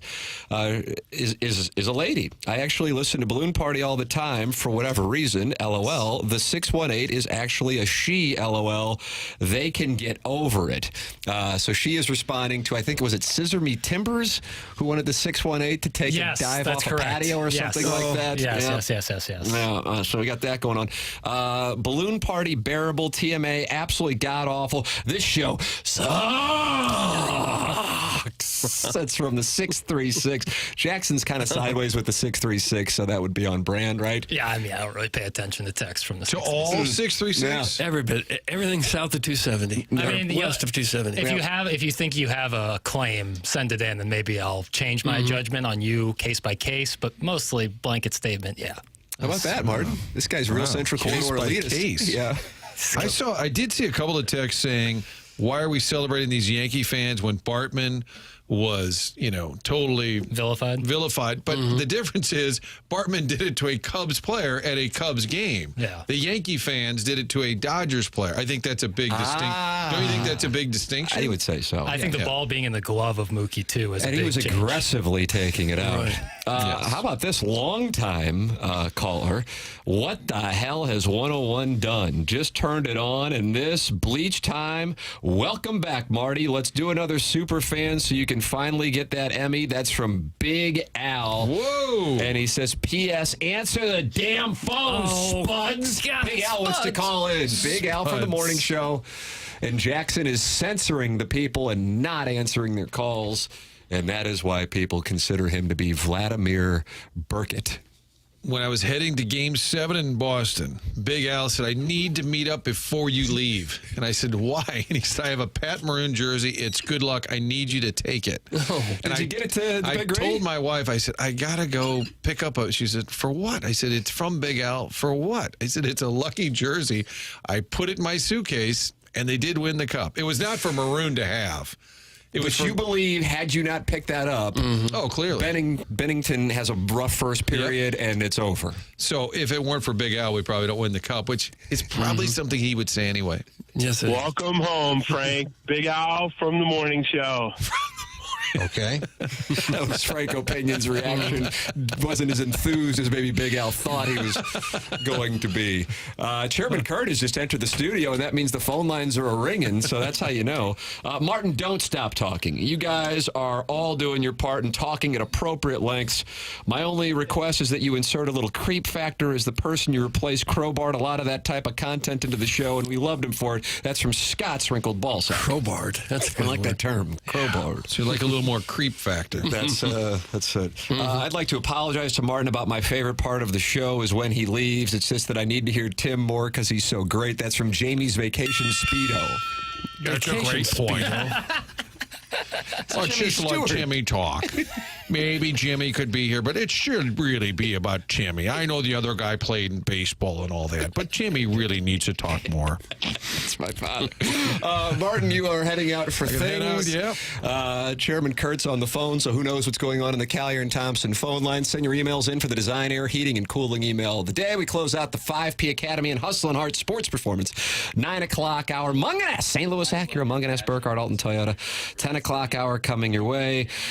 Martin, have a wonderful morning and afternoon, and good luck with your things. Hey, by the way, big day at Normandy Golf Club. Yes! JR would be, What's happening? Jay Jr. would love Jay it. Jr. They're finally having the groundbreaking Tom O'Toole, Jeff Smith, and the crew. They've been raising all that money to save that golf course, The Rock. Yes. I believe Jennings always called it. That's where we host the Dotem. So it's a big day today. They're actually doing the groundbreaking on the Jack Nicklaus course. That's coming up at 11 o'clock. That will be outstanding. That's always been one of the best layouts in town. Now it gets the TLC it needs. Groundbreaking today, so I would imagine you'll see that on the 2 Fox is what it sounds like to me. Yeah. And also, Game 5, Yankees have 16% chance, I'm told. Yep. Yeah, that is Jackson's official number. He's running an algorithm over there. Jack Flaherty, I've got him at 4 innings, 4 runs. We've got a friendly wager on that. There's action on this program. All right, Martin Kilcoyne's heading out. Doug Jackson and I will be sticking around for the Munganess St. Louis Acura, Munganess Burkhardt, Alton Toyota. 10 o'clock hour. This is TMA on 101 ESPN, presented to you by Brown and Crouppen.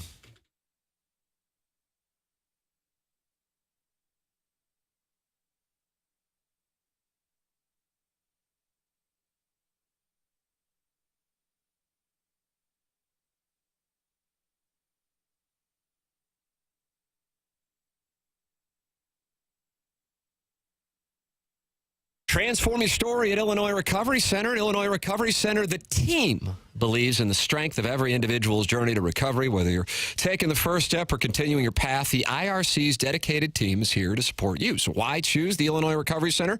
A holistic healing approach, expert care and guidance, safe and welcoming environment, tailored programs for lasting recovery, and top-notch facility and accommodation. I know the people who work and started the Illinois Recovery Center. This is a passion project for them, and the things that they are doing are truly helping the community. Whether you've made the life-saving choice to seek help on your own or you want to be prepared for the other end of an addiction intervention with a loved one, the chance to learn about addiction recovery is available to you at the Illinois Recovery Center in Swansea. If you or someone you know wants more information about the Illinois Recovery Center, please call 888-472-9559, or you can visit IllinoisRecoveryCenter.com.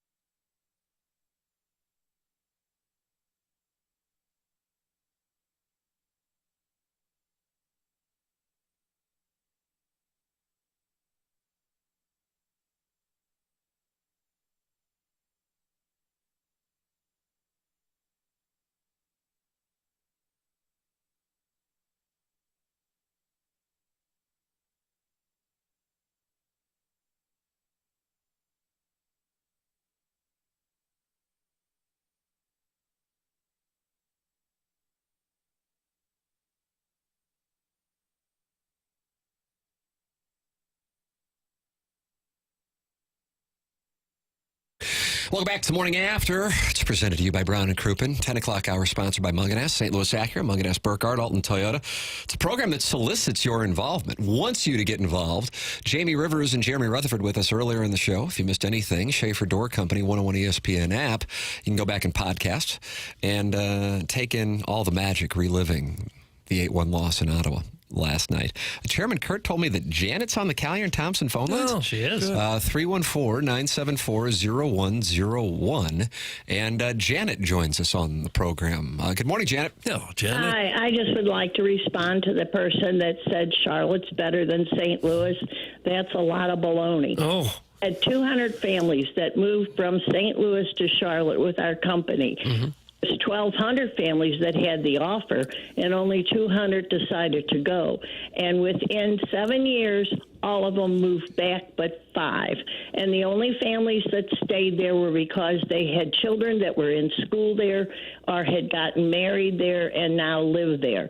Everybody else couldn't wait to get out of that back road city. There's nothing to do there. On the weekends, you either have to go to the mountains or the beach to be able to get out of that city. That city is boring. It has nothing going on. And to compare it to St. Louis is ridiculous. And they keep saying their population. They said that down there when we were there, too. Their population is bigger than St. Louis. The reason is everybody lives in the city. Here in St. Louis, we have suburbs. There's over 4 million here. There's just about 400,000 there. You can drive across their city in 20 minutes from one end to the other before you see anybody else. I mean, it's ridiculous. To even compare it is just a joke. All right, Janet, thank you for defending the honor of our metropolitan area. Yes, it's beautiful. Our city is beautiful. Amen. Did you move there yourself? Did you go to Charlotte yourself? Oh, yeah, I lived there. They kept calling us Yankees, and they wouldn't talk to us if we were Catholic. They wouldn't talk. They didn't respect the woman in the business world. Party. It was ridiculous. How did they know you were Catholic? Because they'd ask what church you went to. You know, they'd say, "Oh, you just moved here? Well, you could make friends if you joined a church." And we said, "We go to church." And they said, "What church do you go to?" And we said, "St. Gabriel's." They'd get up and walk away from us. Oh, wow. Boy, the St. Gabriel's carries stench all over the country, Doug, and it's unfortunate.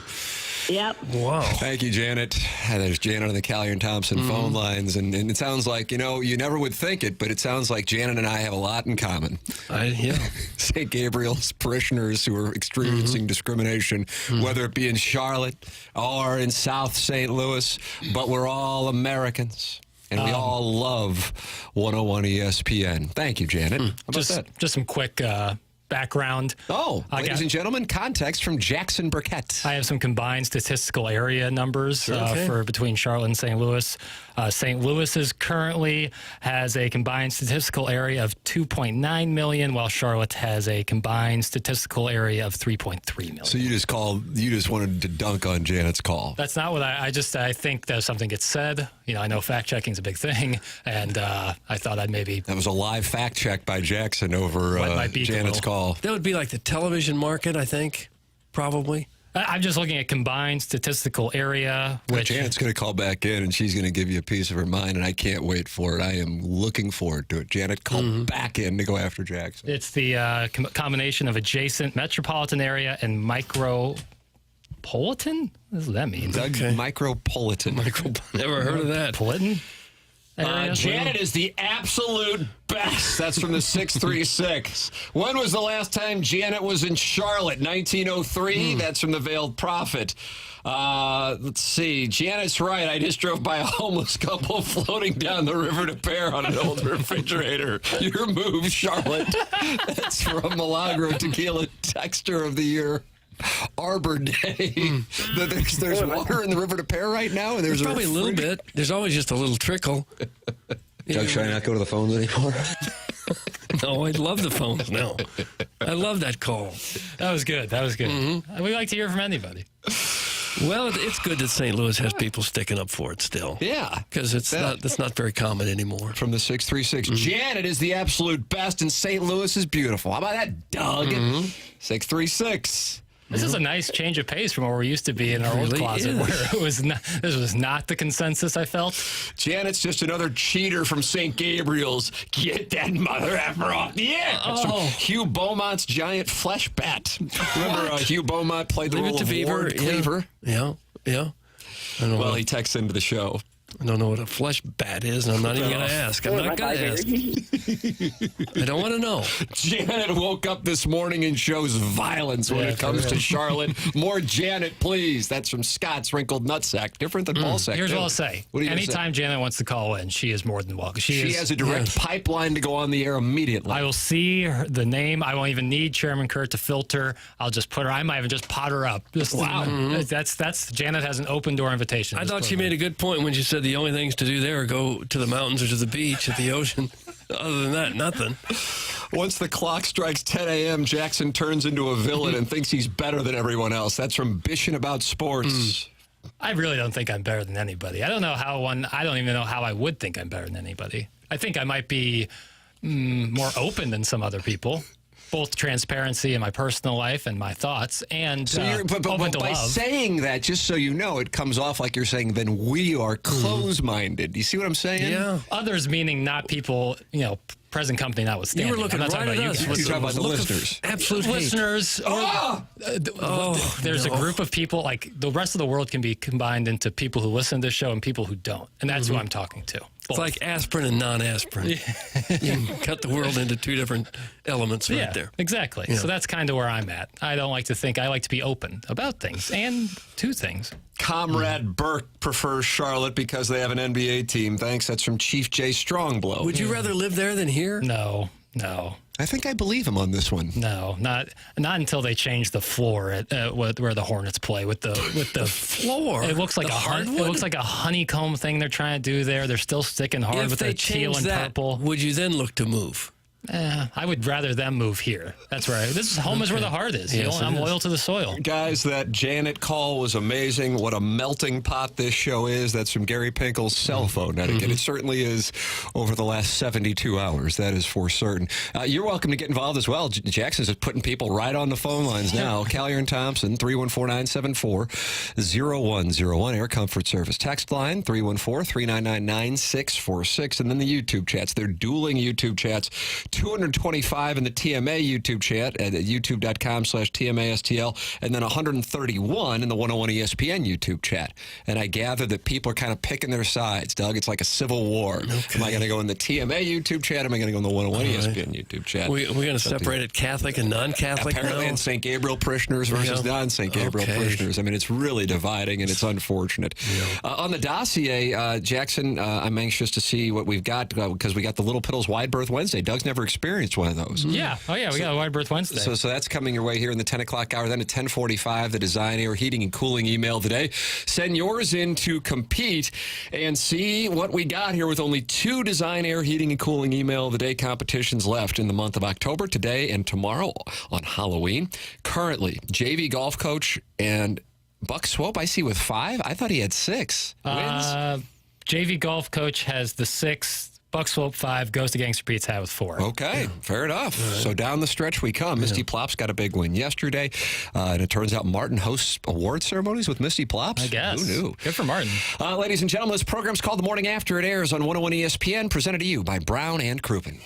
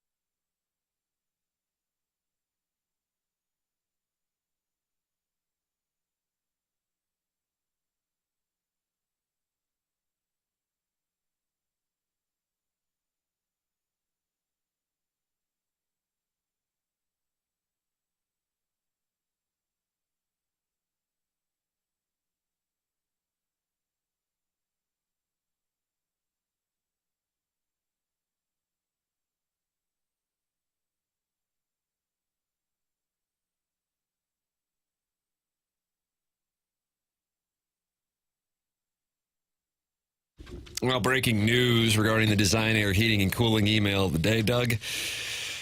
Jackson, we were going over the standings for this upcoming Design, Air, Heating, and Cooling email of the day, and you said Buck Swope only has 5 wins in the month of October. Buck Swope was kind enough to send me a text. I have 6 wins.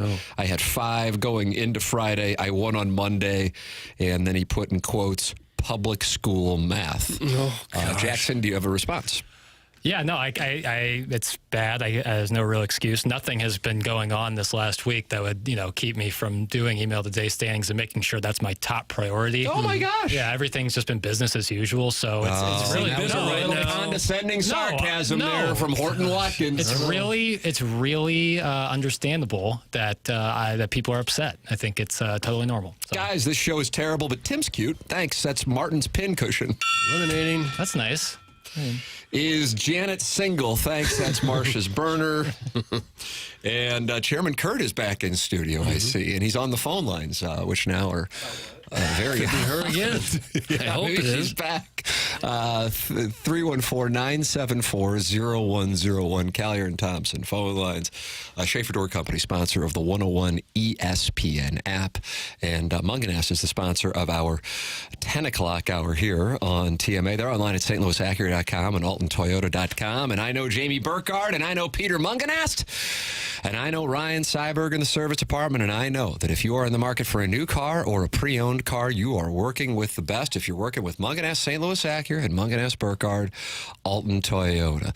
Gotten to know those guys really well over the last few years, and anybody who contacts me, I say, go and work with Munganess, St. Louis Acura, and Munganess Burkhardt, Alton Toyota. You'll be happy you did. Just go shopping right now, stlouisacura.com or altontoyota.com. And even if you didn't get your car from Munganess, St. Louis Acura, Munganess Burkhardt, Alton Toyota, get it serviced there with Ryan Seiberg in the service department. They pride themselves on being super accessible to our audience, so they set up a number specifically for TMA listeners, 314-252-0029. That's 314-252-0029. Munganess, St. Louis Acura, Munganess Burkhardt, Alton Toyota. There you go, Doug. Jackson, college football, I feel like, may have died a slow death locally on Saturday afternoon when the ball was in the air in Tuscaloosa, and then a couple thousand miles to the northwest, it was in the air in Eugene, Oregon, and Missouri's vanquished without much of a whimper. Illinois vanquished in the same fashion. And so the college football playoff, which will be unveiled on election night, so that's perfect for him to get a lot of attention for the first set of rankings for the college football playoff. So weird. Bad what move. Happened there? Yeah, bad move. And especially for like a big one like this, where the first one ever. Yeah, with the 12-team playoff. But Desmond Howard, it's probably not going to be a year in which Michigan gets to defend its title based on what I've seen. Ohio State may be in a spot where they're going to have to fight to get in. They still got the trip to Happy Valley this coming Saturday, 11 o'clock game, which sucks, but I don't think they want to put that game up against potential Game 7 of the World Series when they're scheduling this thing out. I know right now doesn't look like you're going to see a 7th game of the World Series, but my guess is that's why that's then. They got that stupid-ass big noon kickoff that they do on Fox. Yeah, they really promote that, too. Oh, it's awful. Gus Johnson down the sideline. So you got that, and then they got to deal with Indiana, and maybe these Hoosiers. I'm telling you, they play ball. Hoosiers. They play ball. Here is what Desmond Howard had to say. They have a lot of talent, and we saw that in the early part of the season when they were playing inferior opponents, and they looked like they were dominating guys left and right. Now there have been some question marks that's come up because of the way they struggled defensively on the road against Oregon. Oregon could have put almost 41 points on them, left some points on the field that day. But you get a false impression of how great you are when you're going up and down the field against inferior opponents. What was that noise? What happened? It's your sound. I know, but I didn't burp during that. It sounded like I heard a variety of different sounds throughout the course of that soundbite. Hold on. But you get a false impression of how great you are when you're going up and down the field. What was that? Inferior. I don't know what I did there. Like a little toad boy. Well, he was on the show. Maybe the person on the show, it sounded like Prod Joe yawning in the middle of an interview. That was really odd. I couldn't be sorrier, fellas. No. This one I'm legitimately very sorry. No, you don't have to. So are you saying that you were fake apologizing to Buck Swope? Yeah. Yeah, that's exactly what I'm saying. That's a bad idea, brother. Well, honesty in media. It is 10 o'clock. Yeah, it is time for honesty in media. I get that. Do my texts go through? I feel like Ferrario blocked me after I accidentally hurt his feelings a while back. That's from the 618. Apparently so. I don't know. But if you read his text, then that means he's not blocked. Yeah, no, he's not blocked. So there you go. What do you do to hurt Ferrario's feelings? No, they have. We have that YouTube commenter named Ferrario's Ball Gag. Yeah. And I think he was actually gagged. He was bound. I know he was bound. When he lost over the weekend? He lost, the Pick'em or something or other. And they had him, they taped him around the chair and then I think put a ball gag in his mouth. Yeah, see, we don't kink shame here. So. Why would kink shame that? That's what they did. And that's why there's now a member of the YouTube chat known as Ferrario's Ball Gag. I believe he adopted that. Just, you got to be careful with the props. I wore a yellow cummerbund in the Caribbean Sea once, and now I'm called Diaper Boy. So you just got to be careful with what you wear. Tim, and this is I guess I gotta edit this on the fly. I will use my mouth on you if you read one of my texts. That's from Mr. Siders. Jackson sideways with Mr. Siders and always has been. Mr. Siders critical of Jackson's ability to hit his 7-iron. Kind of has an open club face, a little wipey swing as he hits impact, and that leads to a fluttering ball flight that just kind of pisses off to the right and really doesn't attack pins like Jackson needs it to. Yeah, I mean, I haven't hit a pure iron shot maybe pre-COVID. I really feel like it. I feel like I haven't found the center of the club face in years. 4 years? It really feels Not like once? it. Every time I hit the ball, Doug, it's like hitting it off the end of the bat in baseball. I just can't get it. I just can't get. I score decently, but that's just because I'm a little champion. Oh, wow. What? How about that? But the contact-wise, you don't hit the ball. You can't make contact, but you score well because you're a champion? I'm decent around the greens, and putting can be up and down. But Courier Tom does not want to hear about your golf game. He's on the Calhoun Thompson phone lines. Courier Tom. That's I correct. like that name. Courier Tom, welcome to TMA. This is 101 ESPN. My name is Tim. That's Doug, and over there is Little Piddles. Oh, I know you guys love the show. Thank you, Courier Tom. Thank you, Courier. Hey, I have a serious question here. You guys think that Burton is ready for the pros yet, or you think he should try another year in the college ranks? And I'll hang up and listen. Oh, wow, Doug. How about this? Okay. Feel like I'm sitting there with Bob Costas and Dan Deerdorf and Dan Kelly at KMOX back in the 70s. Luther Burden is who he's referring to. I heard Burton, and I was like, what are we talking about Burton initially? is who I would imagine his stock has declined pretty substantially relative to where it was after, say, the first couple games of the season. However, I would be shocked if he returns to Columbia, considering Missouri is most likely going to be heading to the transfer portal. Although, Doug, you said you think Drew Pine might be the answer. I think he could be the guy. From what I've seen, I like a lot. So I don't think anyone can play with Missouri the rest of the way based on that quarterbacking play that I've seen. You like it when someone throws it directly to a safety. I do. Why fool around with it? Where a safety doesn't have to move an inch to pick off the pass. That's what you like. If I was Burden, I would certainly go. He's got Most of the mock drafts have him as a somewhat first half of the first round type of guy. That's millions of dollars. Yeah, your son loves the Denver Broncos. The most recent Mel Kiper draft I've seen is him going 16 to the Broncos, Doug. I mean, Mel Kiper not only has the team, he has the pick. It's the Broncos at 16. Well, he's making that up. Right. But could happen. And as we saw, with Brady Cook, injuries happen too. Yeah. What happens if he suffers a huge knee injury next year or something? He's not the player he was. You got to make the big bucks when you can. I realize he's making money now in college, but nothing like NFL money. And the unfortunate part about what has transpired with Missouri, and this is different than Illinois. I don't think Illinois fans went in with even remotely close to the expectations that Missouri fans did for this year, is that the reality is that it's likely that Missouri falls off next year. Now, you never know. but it's likely that happens, and you're going to now have to go through a bit of a transition. And so not only did you have a schedule that was favorable to a 10-2 or 11-1 year, you thought you had the roster returning to do it, and next year that doesn't, at the moment, look like it is the case. And so that makes what's taking place as you sit there and go, man, we're not even in November and the season's most likely, and I mean in a major way, most likely, 99% likely over and trending closer to 6-6 than 10-2 from a probability standpoint.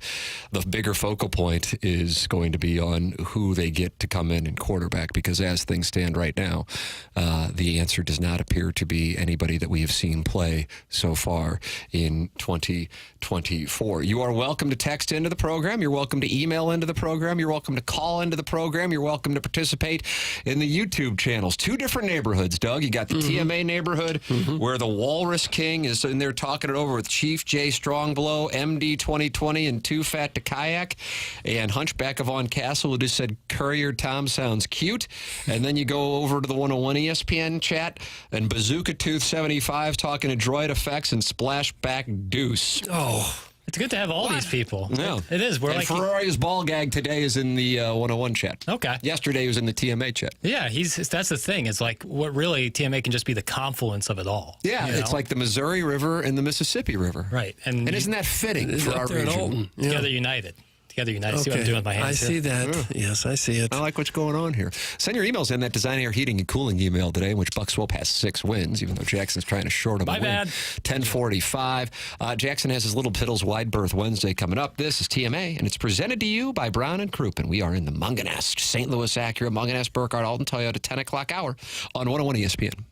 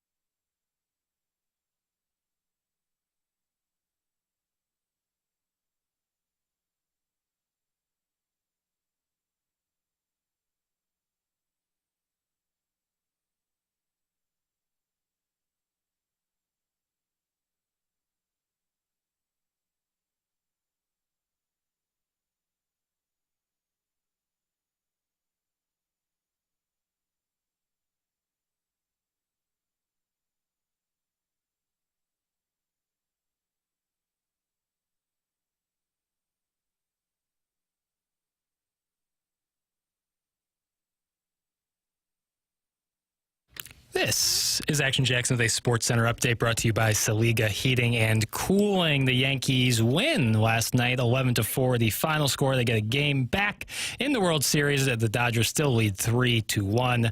Game 5 action tonight. You can catch that right here on 101 ESPN. Pregame starts at 6 p.m. First pitch 7 o'clock first pitch. Blues lose last night. Final score 8-1 to the Ottawa Senators. Blues are off tonight in Philadelphia. Tomorrow you can catch that right here on the home of the Blues, 101 ESPN. Pregame at 5 p.m. Puck drop at 6 p.m. tomorrow evening. That was another Sports Center update brought to you by Saliga Heating and Cooling, an independent American Standard heating and air conditioning dealer.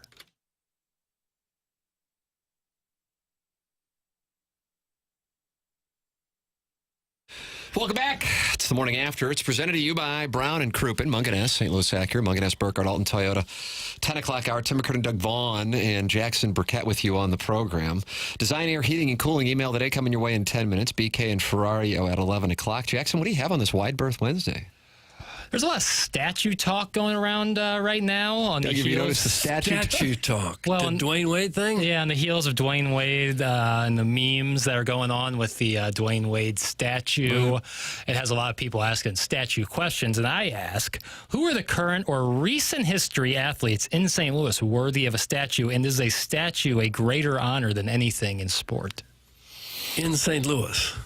Melina, Wainwright, Pools. Easy. Right? You mean one of those little statues by the group of them? Well, Pools is going to have a stand. A musical stand? I think he'll have a stand. Where do you think that'll go? I don't know if it'll go next Center to field? stand or on the other side of the stadium, maybe? Or...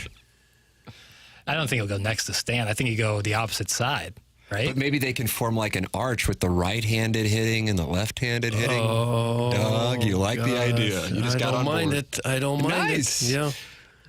John Mosela, or maybe that's Michael Gersh's first special project is erecting the Albert Pujols statue. But I think that would be a really cool statue is if you had Wayne Yadi and Pujols leaving the field altogether, that really cool picture of them from behind, and have that as that could be a separate statue. They still need to be honored in their own way, just like many of the other Cardinals who have the smaller statues around the ballpark on the northeast side. And some of those guys who have the smaller statues were even better players than Molina and Wainwright. Not many better than Pujols, but there's a few that were more accomplished than Molina and Wainwright that don't have a big, huge statue. I think when it's all said and done, Pietrangelo will have a statue. That was my next question. Like Gibson doesn't have a statue? He's got a small one. Yeah. Pietrangelo, though, hoisting the chalice, you think that would be a good way to... Could be. Commemorate the... Doug Armstrong said, I think it was on Cam Jansen and Andy Strickland's podcast. That was a great interview in which he said, I can't help what he was at. And he was really honest about 2 moves he regrets. And one had to do with the captaincy down in Dallas when he was there. And then the other one was, he goes, every time I walk by those statues, I can't help but think to myself, that's something that Pietrangelo should have. God bless him on that answer. People may not like what wound up happening, and I think a lot of people don't. But I respect the honesty and the transparency from Doug Armstrong on that thing. I think he still probably will. I think. I would think. Get the statue? Well, if nothing else, to commemorate the 2019 Stanley Cup. The one with if he had the cup, it would kind of represent that whole team. That's why I think more so. Because I'm not sure that he was really a superstar in the league. He was an all-star for sure, but I don't know that he's going to be a Hall of Famer. And those other guys are Hall of Famers. Right. I don't know. Is Pietrangelo a Hall of Famer? Probably, I don't know. Borderline. Jackson, you're kind of our hockey authority. Yeah. Well, I mean, ever since going to Edmonton on loan from VGK, I would think that hurt his stock. I think if he had remained a Blue, a Hall of Fame career was waiting for him. It's harder sometimes to judge for defensemen because, with a forward, you just look at the goals and the assists and, he's top 10. Defenseman, you don't say, well, he's top 10 in block shots and checks along the boards. It's harder to judge. Hunchback of Von Castle says Hubbard needs to make a statue of Jackson wearing that yellow diaper. Oh, I thought for sure a statue of Tim was coming out of that, the back end of that text. The Boston Market ad bot is in the YouTube chat, the TMA one, and says the statue that we need to see is Skip Schumacher being harmed by Kyle Loesch. Doug, you think they'll ever do a statue? No, we don't need that. We don't need it at all. Bill Reloaded says, I'd like to see a statue of Doug doing a live shot outside the ballpark as Freeze hits the game-winning home run in Game 6. Now, that might be a good one. You could put it right out there where I was standing and missed it. Were you literally out there when the ball went over the wall? I think I was, yeah. Because we had to do a full post-game show as soon as it ended on another station, as though people would turn off the station it was on to go to our little post-game show on Channel 4. That's what they thought. That'll do it. Back to you, Steve. There's my sign-off. Oh, man. Unfortunate references to a statue of me as a jockey are going on in the YouTube chat. No, don't need And I believe Jackson will go in and ban all of those people at about 11 o'clock. We don't need that. Yeah, that's it's unbelievably offensive, even if it's accurate. Hot take. Wainwright doesn't deserve a statue. That's from the 573. That's bad take. Wow. Bad. You haven't been this activated on a non-basketball topic in years. That's just so prisoner of the moment recency bias. Like, yeah, he had a bad year, but are you kidding me? As a rookie, the guy closes out, gets a World Series for the first time since '82, and then has an unbelievable career as an unbelievable ambassador, not only for St. Louis, but the sport of baseball. Will continue to be a great ambassador through his broadcasting and other work, musician. I think absolutely he's like the epitome of a guy who deserves a statue. Wow, look at you. You're loaded for bear on this topic. That's not, to me, that's Part just of me wonders if you sent that in so you could do your, like, hey, I'll defend St. Louis thing. I like that. Nonsense. No. Wayno is as good as it gets. That's the kind of person you want in front of your stadium as memorialized forever. I mean, a statue of he and Molina almost together, maybe, like the Molina kind of too. a big version of the bobbleheads they did where he's throwing and Molina's catching. Yeah. That kind of take Smithery will not be going on from 10 to 11. Don't say Smithery. Or 7 to 11. I won't allow it for the whole program. All right. Guys, I enjoyed it a year ago when there was a mass protest around the statue of St. Louis on Art Hill, calling for the city to change its name. It was like all the angry Tower Groves hadn't gotten together in a while, so they threw a little civic temper tantrum. It was fun times. That's from Arbor Day. I wasn't aware of this protest. Oh, yeah, Were it you happened. at that? I wasn't there, but I remember the stories. You organized it? I didn't organize it. And what do they want to change the name to? Just Lewis? That'd be no, good. something else. Lewisburg and cider. Yeah. I even forget why they were mad at him. I guess he was kind of mean in France or something. I think that was a protest. He was mean in France. Guys, Janet deserves a statue. That's from Al in Dadeville. I wouldn't mind a regular call-in segment where we bash other cities. Prop St. Louis up and we say what we hate about other cities. That isn't bad. Yeah. She just called in and gave it to Charlotte. Charlotte took the high hard one today. Yeah, I'm telling you. They're reeling along Tobacco Row. They didn't know what hit them. All right, ladies and gentlemen, we have one final segment left, and it's going to be the Design, Air, Heating, and Cooling email today. The Chairman Kurt, is going to be filtering the emails. And I want to make this clear. It's not like filtering so as we'll read your hate mail. We welcome it. You might win a prize if you send it in. The Morning After at InsideSTL.com. It's brought to you by Design, Air, Heating, and Cooling. It's how we have been ending this show since it started in July 2004. July 2004 was when the first TMA was broadcast, and we've been doing it ever since. And the email of the day, which is presented to you by Design, Air, Heating, and Cooling, our longest-running sponsor, is how we finish the program. Anything and everything is welcome. We just can't violate Federal Communications Commission's regulations in the Design, Air, Heating, and Cooling email of the day. So note that. So if I don't read an email in which you're talking about, some kind of graphic act involving, some kind of, behind the dumpster activity. That doesn't mean that Hubbard management is trying to clean up TMA. It means I understand the FCC rules, and we just can't read that. There's a difference. You see, there's a happy medium. Yes. So send those in. Design, Air, Heating, and Cooling email of the day, the morning after at InsideSTL.com. It's coming your way. Then BK and Ferrario at 11 o'clock. This is TMA. It's presented to you by Brown and Crouppen. We are in our Munganess St. Louis Acura, Munganess Burkhardt Alton Toyota, 10 o'clock hour on 101 ESPN.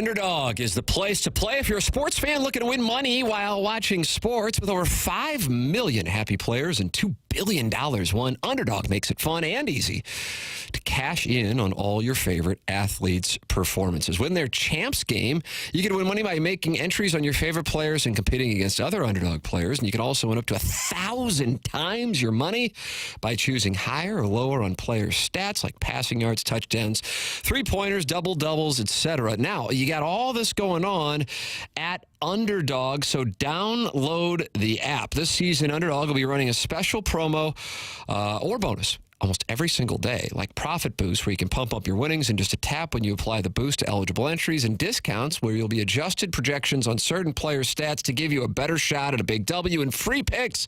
They're basically a sure thing. A player just has to get higher than 0.5 for that selection to win. Plus, all new users get a free pick. Download the Underdog app, sign up with promo code PARTY, PARTY, and deposit now to get up to $1,000 in bonus cash instantly. That's promo code PARTY. Must be 18 or older and present in a state where Underdog Fantasy operates. Terms apply. Concerned with your play? Call 1-800-GAMBLER or visit ncpgambling.org.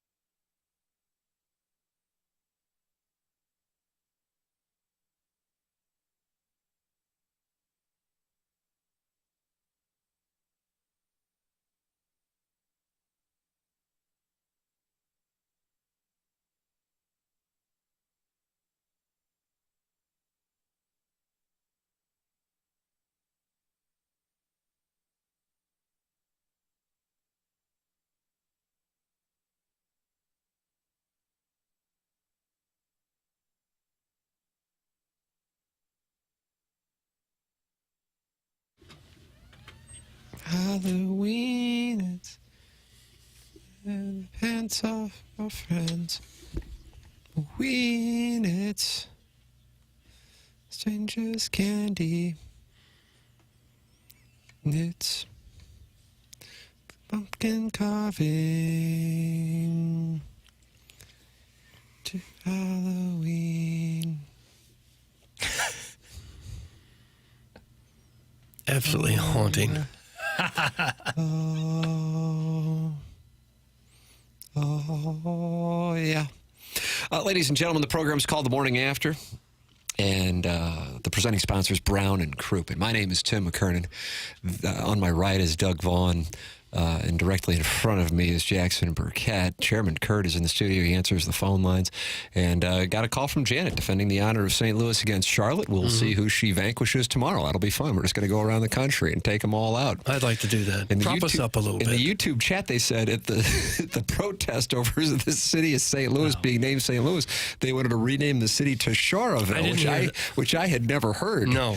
So that's good information in the YouTube chat. I think that was in the TMA STL YouTube chat. Ladies and gentlemen, it's time for our Design Air Heating and Cooling email of the day. Ow! Well, the standings unbelievable here. Second to last day of the month of October. JV golf coach and Buck Swope are tied. Goes to Gangster Pete's hat, has 4 wins. JV golf coach and Buck Swope with 6 wins apiece. Doug, let's get it on. Okay. Well, you mean with the email? And that isn't cool. Seriously. Soiled the sanctity of my wedding vows. It's so late. Great show today. It was fun. Speaking of fun, I went to a dance club last night.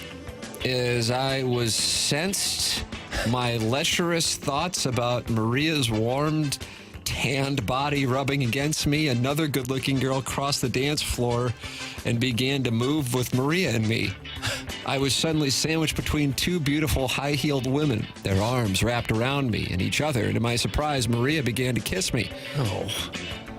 My heart, we didn't talk about this earlier, did we? No, there was no mention of any of this. We had Jamie Rivers and Jeremy Rutherford on. We did. We talked base statues. Yeah, those guys, the Capicolas or whatever. And Martin did ask Mo. Absolutely trashed Charlotte, North Carolina. My heart pounding, my defense is non-existent. I figured she had more than a few drinks, but decided to succumb to her and the other girls' caresses. This dance floor seduction between the 3 of us, me, pale, lithe, and blue-eyed, being groped and kissed by 2 gorgeous, well-toned and tanned women. It was heaven. I'm out the door, dinosaur. That's from bikini model Brittany. Bikini model Brittany. An image of what appears to be the 3 of them getting to know each other. Wow, that's amazing. Well, it's radio, so you can't really see that. I can see it. Bikini model Brittany. Well, fellas, day 3 and things are starting to come together as the TMA and 101 worlds are colliding. Eventually, you guys might be able to keep all of the hosts on the show for the full duration of the presentation. Nice combination of sports and insolence today. Your breakdown of how a 90s band stole the Blues penalty kill equipment and sunk the team with a historic loss really bridged the gap. I haven't been this mad since I was left out of med school because the MCAT had a question about spelling squirrel, and I chose the option with 2 Q's. That's from Shooter McGavin, the vice president of the fan page, Free for the Devil's Night. Shooter McGavin, vice president, fan page, Free for the Devil's Night? Yeah, that's correct. Okay. Sadie Hawkins, Doug. They say the 7-goal lead is the most dangerous lead in hockey, but it wasn't last night in Ottawa as the Blues fell to the Senators 8-1.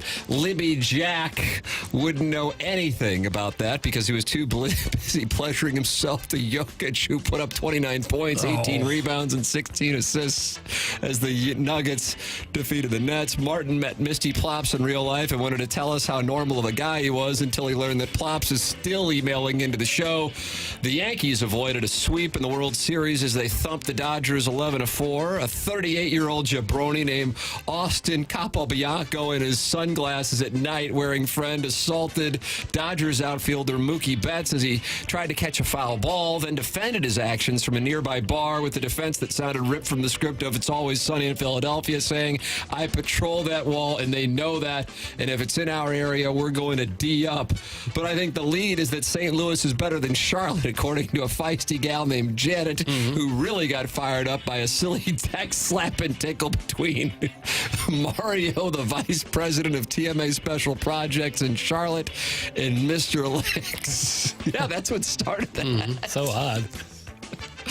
Ours is the type of presentation where a bicurious DoorDash driver from St. Chuck who enjoys getting anally penetrated and once watched his wife feed her breast milk to a randy bisexual male doctor at Wrigley Field feels free to drop in at any time and read his autobiography to Martin, pitch a mixture between the warring factions of the audience, and then ask Doug to top him.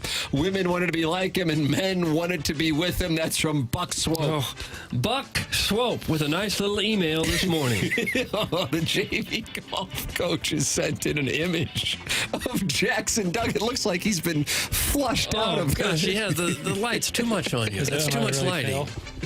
Oh, Lord. You can't even see me. Right. His face I look like the has been Slenderman. I'm glad you guys fixed the curtain situation today, but it was pretty funny watching Jackson squint like a newborn puppy as he stared directly into the sun for 4 straight hours yesterday.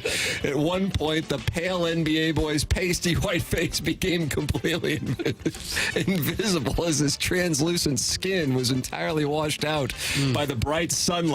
See attached picture for reference. Another cool thing is that since the show is 4 hours now, Jackson's ADD really stands out. If you watch closely, you can catch it on YouTube as he simply stares off into the distance, perhaps considering how much he's disappointed his parents by choosing this career path. My favorite new part of the show is watching KG frantically race in and out of the studio and answer the phone every few minutes like a frazzled single mom trying to change a baby's diaper in one room while racing back into the kitchen every few minutes to blow on a pot of spaghetti to keep it from boiling over onto the stove. I appreciate the hustle, Chairman Kurt, but I could have done without caller Buzz bragging about getting pegged by his wife. Oh. Hey, Tim, after you're done personally calling each one of your concerned listeners, let's role play. I'll be the Blues goal, you be the puck, and you can enter me 8 times in one night. That's from the JV golf coach, and that's what we have. He got vile. He got for the vile Design right there. Air Heating and Cooling email today. What you got? Little vial at the end by JV Golf Coach, and for that reason, I am going to vote with Buck Swope.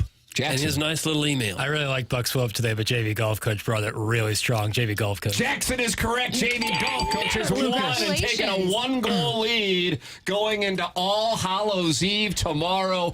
Doug, can you believe we have to wait 24 hours to find out who's going to win? I'll be the able to Design do Air it. Heating and Cooling email today. And I won't have trouble sleeping. Coming your way in 24 hours. BK and Ferrari are coming your way in about 4 minutes. It's time for us to shut it down and close out the Mungan St. Louis Acura, Mungan S. Burkhardt, Alton Toyota 10 o'clock hour. For Jackson Bennett Burkett, Chairman Kurt, Martin Kilcoyne, my brother Kevin, Douglas Elvin Vaughn, I'm Tim McKernan. This has been The Morning After, presented to you by Brown and Crouppen on 101 ESPN.